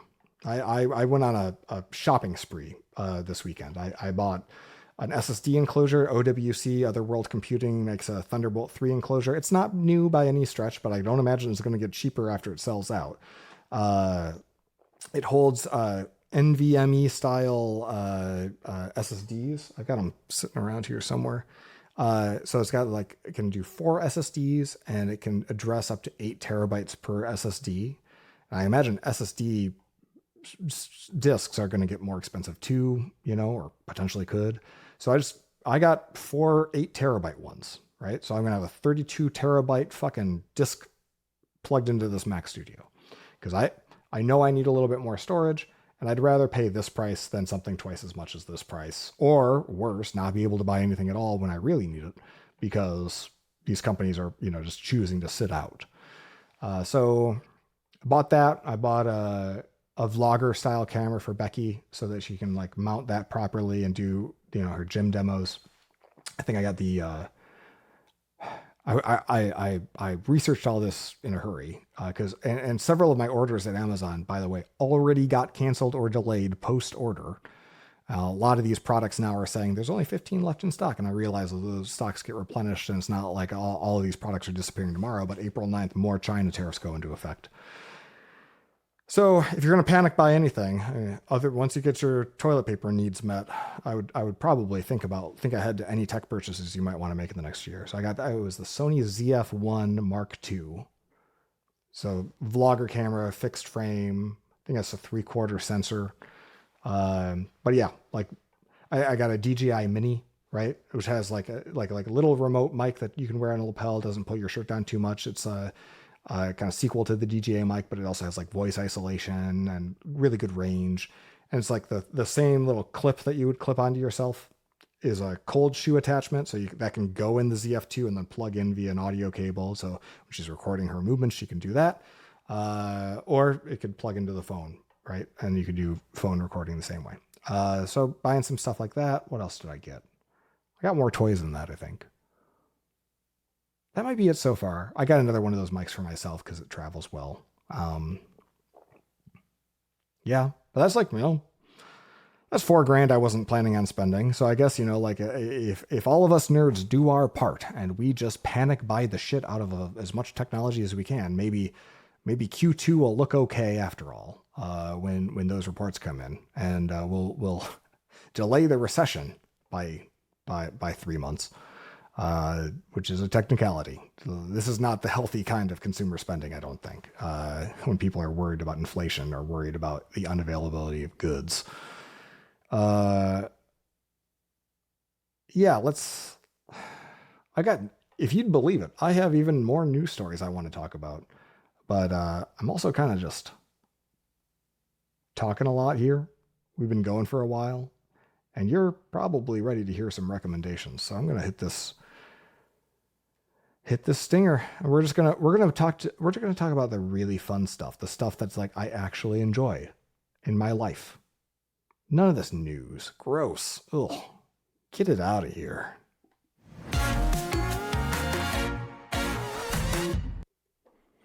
This is the part of the program where I talk about things that I've been consuming. Usually that's movies, video games, special YouTube videos, but also, and I hadn't thought about this until recently, I could also recommend food that goes through my food hole, just like the movies go through my eye holes, and the video games, I guess, hand holes. I was recently turned on by my friend Dave Mosier, a longtime colleague. He's introduced me to so many useful things in the course of my career, JavaScript technologies. He leans a little bit more front end. I lean a little bit more back end, but we're still both very full stack as developers. He just mentioned out of the blue that he was making a lot of like a sheet pan recipes, I think is the phrase he used. I don't know if that's like a normal phrase or a Canadian thing. And I bought all the ingredients to make one. Then I got lazy. And so I didn't eat the broccoli or the sweet potato or the quinoa. I just let that quinoa will last, but I let the rest of it rot because I'm lazy. But I ate the chicken sausage, and the chicken sausage, it's like normal sausage, but if you are a sicko who's doing the macronutrient tracking every day, it's like now I only think of macro tracking in terms of like cocktail. So it's like 2 parts protein, 1 part fat, 1 part carbs, which is like a way better ratio than like Italian sausage. Uh, so it's leaner, lower calorie, and the macros are better. So if you're like me and you're like, I really like the sausage experience, but the macros are kind of fucked from it's too much fat and too much carbs for the amount of protein you get, or it's too many calories. Like one big old Italian sausage is like 350 calories, but like I could have 2 chicken sausages for the price of that when I'm budgeting when I'm playing, food Tetris every day. So recommend chicken sausage, and I'm using an app called Macro Factor. I don't think there's a referral code to that, so I'm not gonna like waste any of my life force putting a link into the show notes. But Macro Factor is a really good app for tracking, and I feel great, and I've been able to manage my weight, and my appetite, and my hunger as well as I've ever been able to do since starting to use it last July. Basically, I can twist knobs and get the results I want, and right now the result I want is actually the result I want is to eat more ice cream, but we'll see what that, I guess. Things are going great, but yeah, stick a chicken sausage in your pie hole. Next up, the movie Saturday Night, because originally the show Saturday Night Live was called Saturday Night, and it was live. And then at some point it got renamed. I don't know if it was like after Lauren came back after doing the Kids in the Hall stuff, they renamed it in terms of what shows up in TV Guide. But the movie Saturday Night is about the 90 minutes before the first airing of the first episode of Saturday Night Live. And it's a really good movie.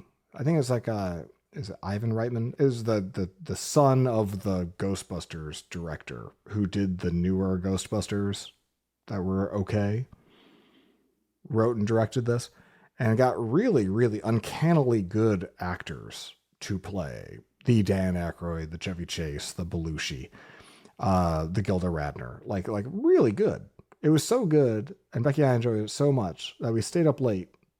This is before she's adjusting to the marathon timeline of getting up at 2 a.m. We stayed up relatively late a couple weeks ago, and we watched Saturday Night, the movie, the film, which was a great movie. And then we were like, let's watch the whole first episode actually, and we like watched the whole first episode on Peacock. I think they're all on Peacock. And literally, Saturday Night Live is a great stress test of your streaming platform because like you have to scroll through 50 seasons. Like it's a lot, you're clicking that button a lot. And the first episode totally holds up. Like I expected it to be all dumb and shitty. And I didn't realize that the Andy Kaufman gag with the Mighty Mouse thing, that if you ever saw Jim Carrey's Man in the Moon, which is a wonderful performance of Andy Kaufman and a tribute and a weird movie in a lot of ways. But the Mighty Mouse gag is one of the funniest things. One of the best moments in Man in the Moon, but then you get to see the real thing. And to know that was the first day. And the guy who played Andy Kaufman in Saturday Night, I'm losing my enunciation ability. The fella who played Andy Kaufman in Saturday Night was the guy who played Greg in Succession. So now you want to see it. I won't spoil the next movie, like how it ends, but I watched Titanic over the last couple nights with Becky, and I realize now that either I never watched Titanic, and even this was in 2 showings. It took us 2 nights to get through it. 3-hour movies, though, are all over the place now. It's kind of quaint. At the time, we felt like a marathon. But watched Titanic, and either I never watched it with intention, and it was just like on in the background, or I watched scenes here and there, or I watched documentaries and I saw scenes through that, or I made it all up, and I've never seen any of this. But like watching it properly with like attention and headspace was really good. Like, I'm like, wow, this James Cameron fella of whom I love lots of his movies, but like the Titanic thing never clicked. Uh, it's really good. There's, you know, well, now maybe it's just I'm in a headspace and point in my life where I sit and I appreciate movies. Maybe it's because we got a big projector and seats, and we check our phones at the door, and so we're typically not very distracted. Uh, Maybe it's that, but like there's a one moment that's jumped out at me when you just think of like this is film, right? Like little subtle nonverbal things that he does. There's this moment when the captain has instructed them to go fast, make ship go fast, because he'd been pressured by the guy who's like built and marketing the ship that they want to get in early and show off make headlines that the ship's getting into New York faster. And, it's just apparently the captain's retiring and this is his final sailing, and he uses that to kind of manipulate him into going. And the guy gives into that vanity, apparently, Mr. Captain, what's this fuck? And he's turning a lemon over in his tea. And as his first XO or whatever, first officer, is like, well, it's going to be harder to steer and like visibility with the icebergs and whatnot. And he's like, yep, that. And just turns over the tea and walks out, right? Like, that's your orders, like, go do it. And then, and I thought about that and I was like, oh, that was like even in that moment on its own, I was like, oh yeah, like the sort of high-mindedness, the like I'm having my tea, like I'm like not fully bought in or fully realizing the gravity of this decision. I'm not being very close to the ground right now. I'm a little aloof. And it plays into the classism as well. That stood out to me as being like, oh, that's interesting. But then the payoff to that little lemon flip with the spoon and the aloofness is that it's contrasted with the moment that they hit the iceberg or are about to, and the dude rushes in to the wheel place, the captain stuff, the bridge. There it is. They rush onto the bridge to grab the wheel to try to miss the iceberg. If you're not watching the video, you can't see that I'm doing something with my hands that is meant to imitate rotating rapidly a wheel. And as he rushes in, he knocks over another guy, and that guy is drinking tea, and it spills the tea everywhere, right? So that little like open and shut of like, yes, like this is, an important job with a lot of gravity that wasn't being taken sufficiently seriously because everyone had the hubris of thinking the ship is unsinkable and it's all, all on autopilot and everything that will be. Yeah, good. It was good. Like I said, I won't tell you how it ends, but that iceberg thing is only like halfway the fuck through that movie. I'm still playing Avowed. But before I talk about that game, I want to talk about a game called Inzoi. I loved the original Sims game. I loved Sims 2.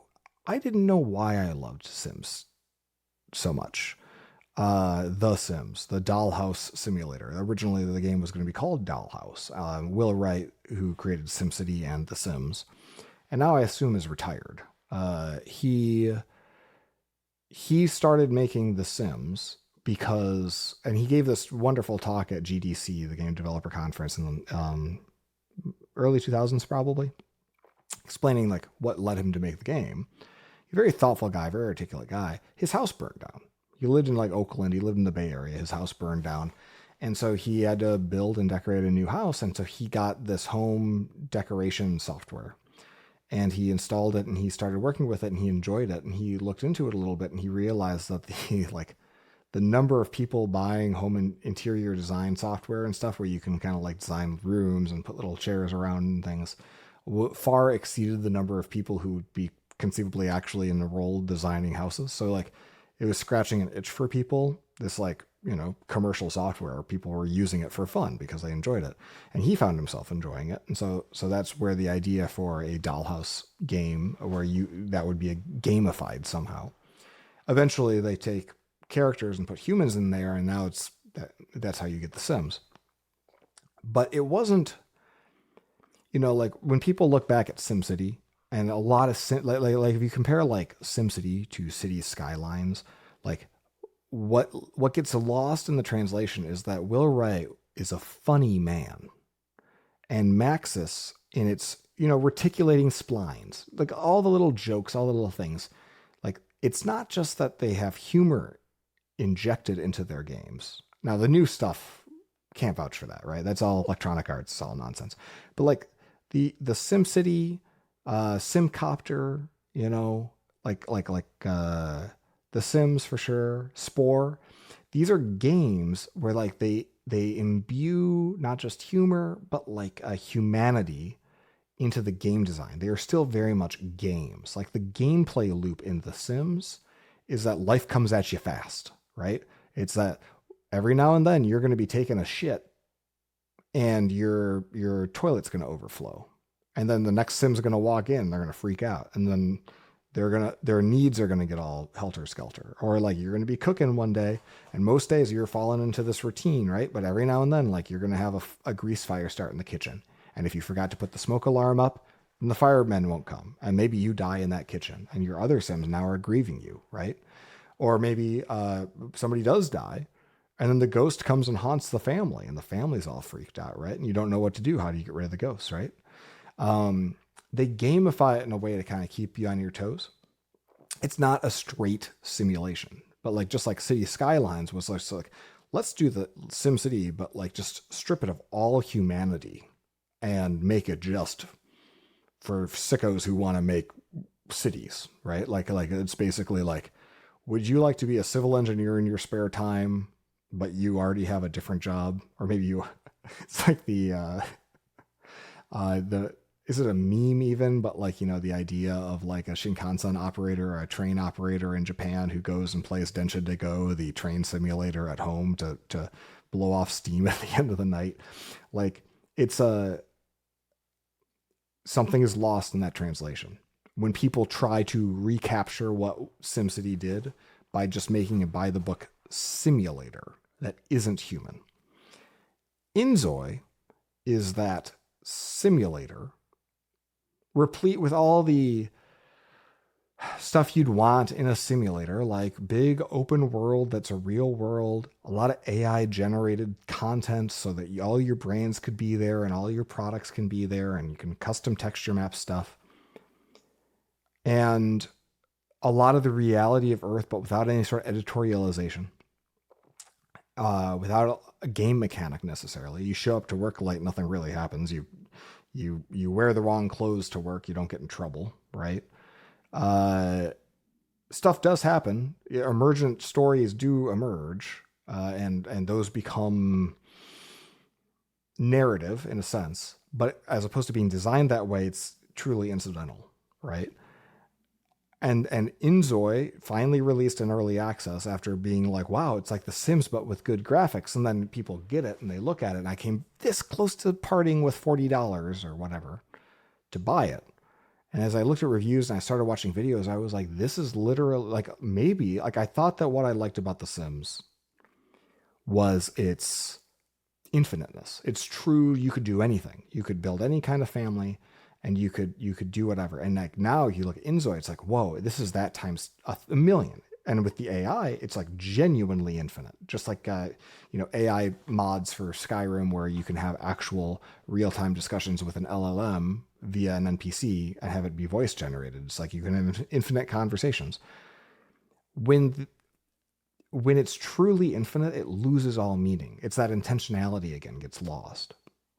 And so as I thought through the actual, what would it be like to play a simulator game like this where nothing really mattered and it was all kind of made up as it went, where the next piece of railroad track was just laid in front of me by an algorithm or something a server coughed up and not designed by human hands.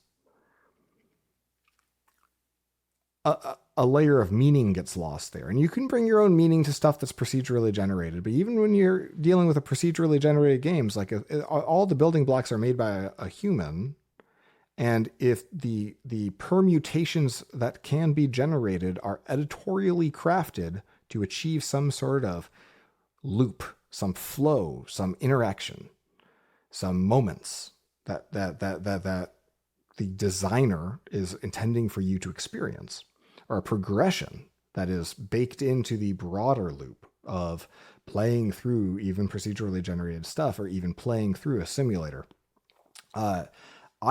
I'm realizing now in my old age and in this current AI boom that the truly generated, truly no, calling it not human is oversimplifying. Is putting too much of a value statement on it. Putting mathematically derived, right? Like algorithmically birthed content that has truly no limit has given way to the lie that what I thought I wanted, or what I thought I was experiencing with The Sims, was infiniteness. But what I was really experiencing was like this facade, this sense of infiniteness. The game designer made it feel like it was infinite, like that it could be anything, but it really could only be a handful of things. So, yeah, I did not buy Inzoi, and I went back to Avowed, which is a game that's very much like Skyrim but smaller.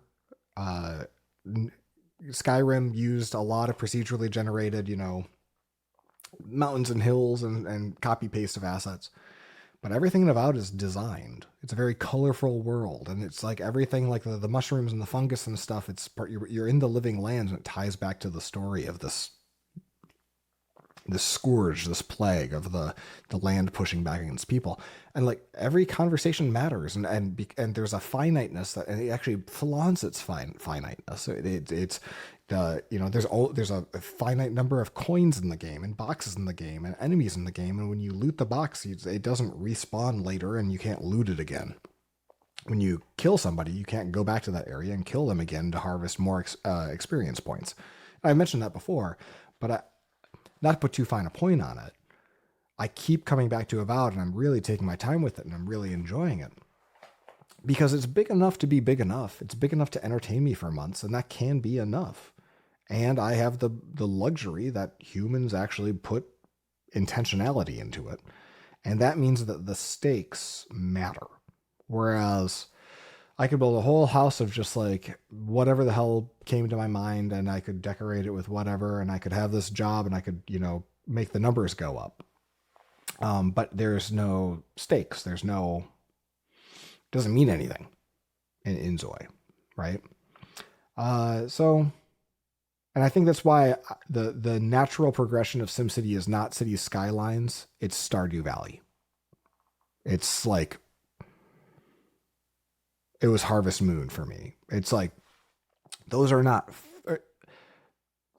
or maybe From Harvest Moon, which is a farming simulator, quote unquote, but really a role-playing game in which you farm instead of hit monsters with swords.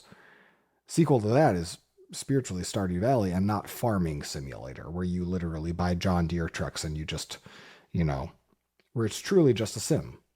So thinking about that a lot, I think increasingly we all have to come to grips with the fact that in a world where we can have infinitely generated AI, anything the fuck, why is it that the Quake 2, the game that was designed by humans who made maps, why is that so much superior to what Microsoft released the other day, which is an online playable AI generated Quake 2, where it was trained on Quake 2 and it can do 10 frames a second of rendering Quake 2 frames that look like Quake 2, that shoot like Quake 2, and the enemies look like Quake 2 enemies.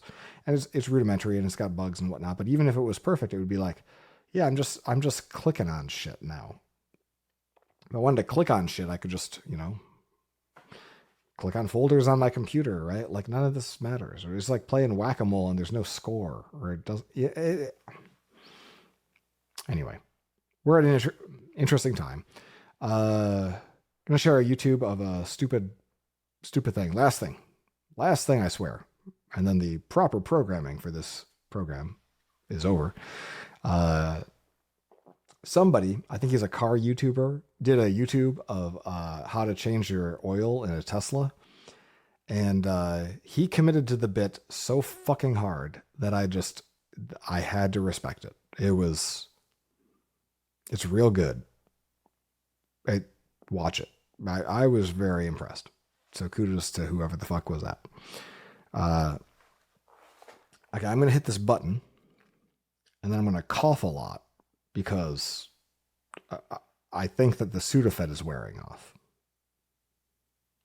You've got mail. Okay, got a good cough in. I'll fix that in post. I don't have a lot of voice left, so let's just look at a couple short emails.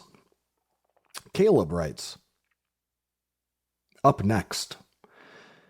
I basically exclusively use Up Next, says Caleb. And by Up Next, he means if you have Apple TV hardware or if you've got any other TV and it has the Apple TV Plus app. Top row, not just the Apple TV Plus content, but and maybe this is more than just the Apple TV hardware, come to think of it. I don't know. It's probably in the apps if it's on some other device, but the Apple TV way of watching TV is not you install third-party apps like Hulu and Netflix and whatnot, and you live in those apps, and you go to those screens, and you just have to remember, and you keep in mind, it's like, oh yes, I'm watching this Hulu content, and I'm watching this HBO Max content. Because these are all just big pools of random licensing deals, and there was actually recent research showing that most people don't even know what, other than Stranger Things being on Netflix, most people didn't know that Game of Thrones was on Max, and most people don't even know, what's on Peacock or whatever. So they don't know where to attribute or where to find this stuff. And so tools like Just Watch are useful for helping you figure out, where can I find this again and whatnot. So Up Next is Apple's attempt to you register, hey, I this is one of the shows I'm watching. This is one of the shows I'm watching. And as I watch an episode or as a new episode comes out, it goes to the front of the queue of what's my Up Next.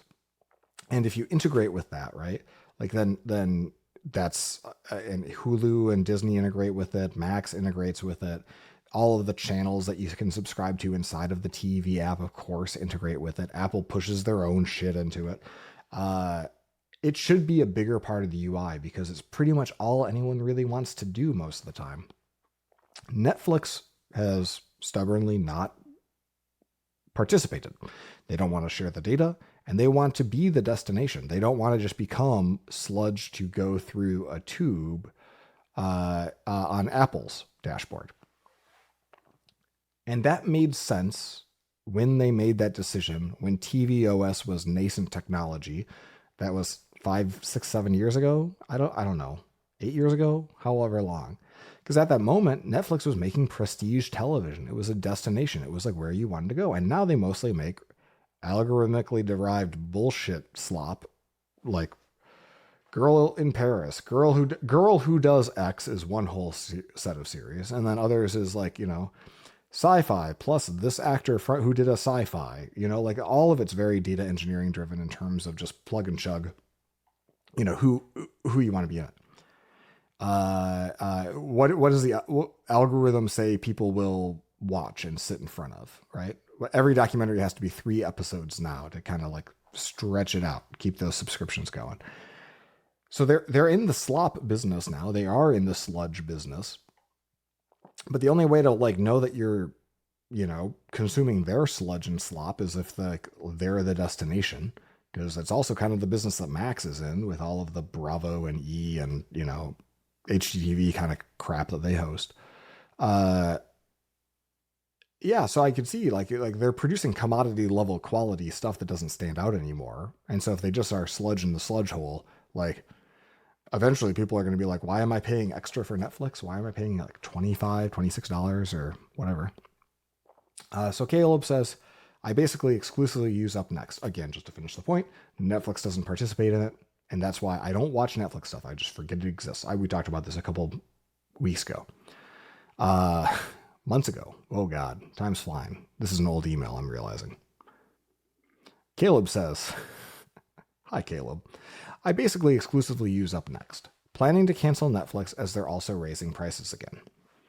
That's past tense now because I'm looking at the timestamp and this is from February.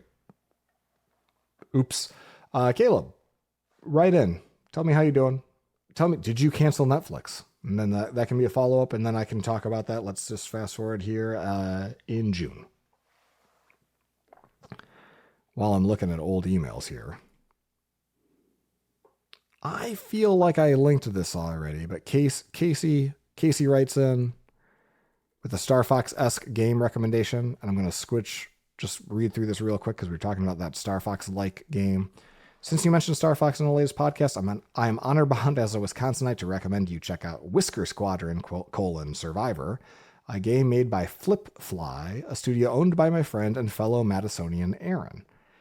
So we're going to show off Whisker Squadron. There's a Steam store page.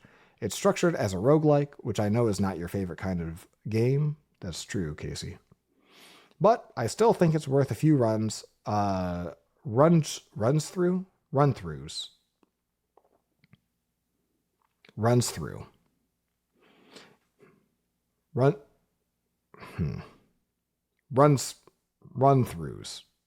want to say run-throughs, but grammatically runs through, plural. Oh, fuck. I still think it's worth a few runs through to check out the cool art and enjoyable gameplay. Thank you, Casey. I'll put up a link to your friend Aaron's game. And maybe I'll play it when I'm not playing the one game at a time that I've kind of suckered myself into, which I'm also still enjoying playing one game at a time. And not buying 15 games and playing 0 of them. Neil writes in, I've recently been using my Vision Pro more while writing software. Welcome to the club. And I'm curious about how your preferences have settled. How far away do you like your windows? There's many questions here. There are 4 questions here. How far away do you like your windows? So the default one, where you open a window, like there's a default that's about 2 meters in front of you. That is what the physical fixed lens focal length is designed for. And if you keep shit at that length, you can still scale it up and make it bigger, and it'll stay centered. But if you keep it at that distance in front of you, that is likely to be the lowest eye strain because you don't have any dissonance between where your brain thinks it is in space and where your physical retina, like a lens on your eyeballs, are actually looking and attuned with the glass on the, to the pixels. So I try to keep stuff at the default length. To answer that question, I don't know. I do move it back a little bit sometimes because it can feel a little bit up in your grill. Does that distance vary by app? Yes, it does vary by app. So like the thing I'm working on is always Mac Virtual Display. So like if I have some music or YouTube, I will very often chuck that out further out, just so that I can see it at an angle or see it as a thumbnail and not have it be too big, but be able to target it quickly. So I might move those further away. But I could just as well make them smaller usually, but sometimes you can't really shrink them beyond a minimum size. So, when you're using your Mac, do you even run other Vision apps? I will either have a Safari window open to YouTube because Juno stopped working for me, where I'll play music, like a music video. Like Flavor Trip is a really fun YouTube channel that does kind of good house music. Or I'll play, my J-pop music videos or mixes or whatever. Or I will play Apple Music. And the nice thing about Apple Music is it'll be spatial and all over the place in your head. And even just do a YouTube full screen or whatever, it's going to be spatial audio and it's going to sound like it's coming from the left if it's over there. That or music plus Mac Virtual Display is the only thing I ever have up. I could put things up to my left, and you do have continuity. I could drag my mouse over there and put it there. I could. That's the thing I could do. But, you got your shortcuts, right? If you got your window management and everything else like that, I'm way faster just staying in the Mac. And very often, if you dart your eyes over to another screen, it's like, oh, why isn't my, mouse working anymore? Oh, my mouse thinks it's over there now. So when your eyeballs are your control mechanism, you can't look while doing something. So I'm scrolling here, now I'm not scrolling anymore. What the hell? It's frustrating. How do you drink? Liquor before beer. No, the answer to this question is if you have the light shield on your face, it can be really difficult. You kind of like you get into airplane. I have a drinking problem really quickly where you can like not be able to get the cup fully over there or clinks on the Vision Pro unit. I tried a straw once, but honestly, I don't use the light shield anymore because I use headsets that are straps rather that are more like helmets. And so I don't have the light shield there, so I can see all the peripheral. I get the wind on my face. The field of view is pretty narrow on the lenses, and so when you just have the light shield on, you feel kind of like you're looking through goggles. So if you have the light shield off, it is much easier to take a drink because you've got like less shit on your face.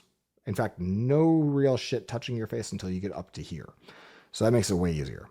And that would be my recommendation. And you can check my website for straps or email me. Last one. We'll do two more. Matt writes in, he says, so glad you mentioned the new season of Shoresy. I watched it all last weekend and it was so good. I'm halfway through it. He goes on to say a compliment, so I'll read the rest of his email. Don't have any spicy topics for you, but I'm still enjoying the podcast a lot. Well, thank you, Matt. Compliments will always be read on this show. That's a policy. So new season of Shoresy is good. It starts like a new act. Some of the actors, like the guy who played Sanguinette, didn't come back. Frankie JJ didn't come back. And so it's like a subset of the cast of the previous seasons, which is like, I wonder what the story is there. I wonder if it's for narrative reasons or contract reasons, or people just didn't necessarily sign up to be on a show for that long. But I like it. I enjoy it. It's pretty good. I do worry though that like so there's a juvenileness to the show, and there was to Letterkenny too, where it's just like really drawn out scenes of like overly sexified girls hooking up with gumpy looking hockey guys, and the music they play and stuff like those can be pretty drawn out, especially for like a 20-minute show where you're just like, how many minutes of this content was just sort of like that? It can just be awkward. Sometimes like the comedy can just be so relentlessly negative and kind of piercing that you got to be in the right mood for it. And I don't know if I'm not to say I'm outgrowing this shit, but like between 11 seasons of Letterkenny and now this being the 4th season of Shoresy, I wonder if Jared Kiso might just want to try to mix up the formula a little. So that's my only criticism, but yeah, we'll probably still finish it. Okay. Last one. Brian writes in, by the way, if you're still listening, I think I'm going to declare mailbag bankruptcy after this episode and just mark the runs that I haven't replied to as lost and gone forever. I love you all. And if I didn't get to your email, forgive me. But if you want your email read, just literally take the old email and reply to it and say, hey, you didn't read this. Well, then maybe I will. But yeah, write in podcast@searles.co. And I would love to hear whatever the fuck you want to say. And hear somebody read your words and prove to the world that you are real and you exist. Brian writes in, because I'd linked to or talked about, was it on the show or was it the website? It might have been on the website. I linked to a video of Saturday Night Live's cue cards, or Wally, the guy who does the cue cards Saturday Night Live, who's himself become a celebrity because he's on Seth Meyers a lot as the guy reading or holding the cards. And every time he gets a spoken word, apparently he gets union rates for acting in the show. The way they do cue cards for Saturday Night Live is very, very intense. And Brian watched it and says, that was too stressful. I've watched most of the SNL 50 specials and documentaries on Peacock, and this one really gives me that feeling of a ticking clock.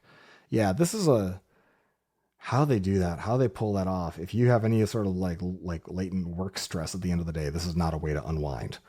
Unless you're like that, train conductor who goes home and plays train conductor Sims to relax. Yeah, that was pretty stressful. I would not be a good cue card guy, handwriting aside. All right. Well, one thing about uncertainty in life in markets, in the era that we live in with AI, all this stuff. I love predictability. I love the status quo. I like a tidy space so that I can focus on that 350 years worth of work that I've signed myself up for and be able to just execute on what I want to do and carry forth my plans for this world. But the thing about uncertainty, the thing about when all the cards get thrown in the air and we don't know where they're going to land, is that if nothing else, at least it's never boring. The end.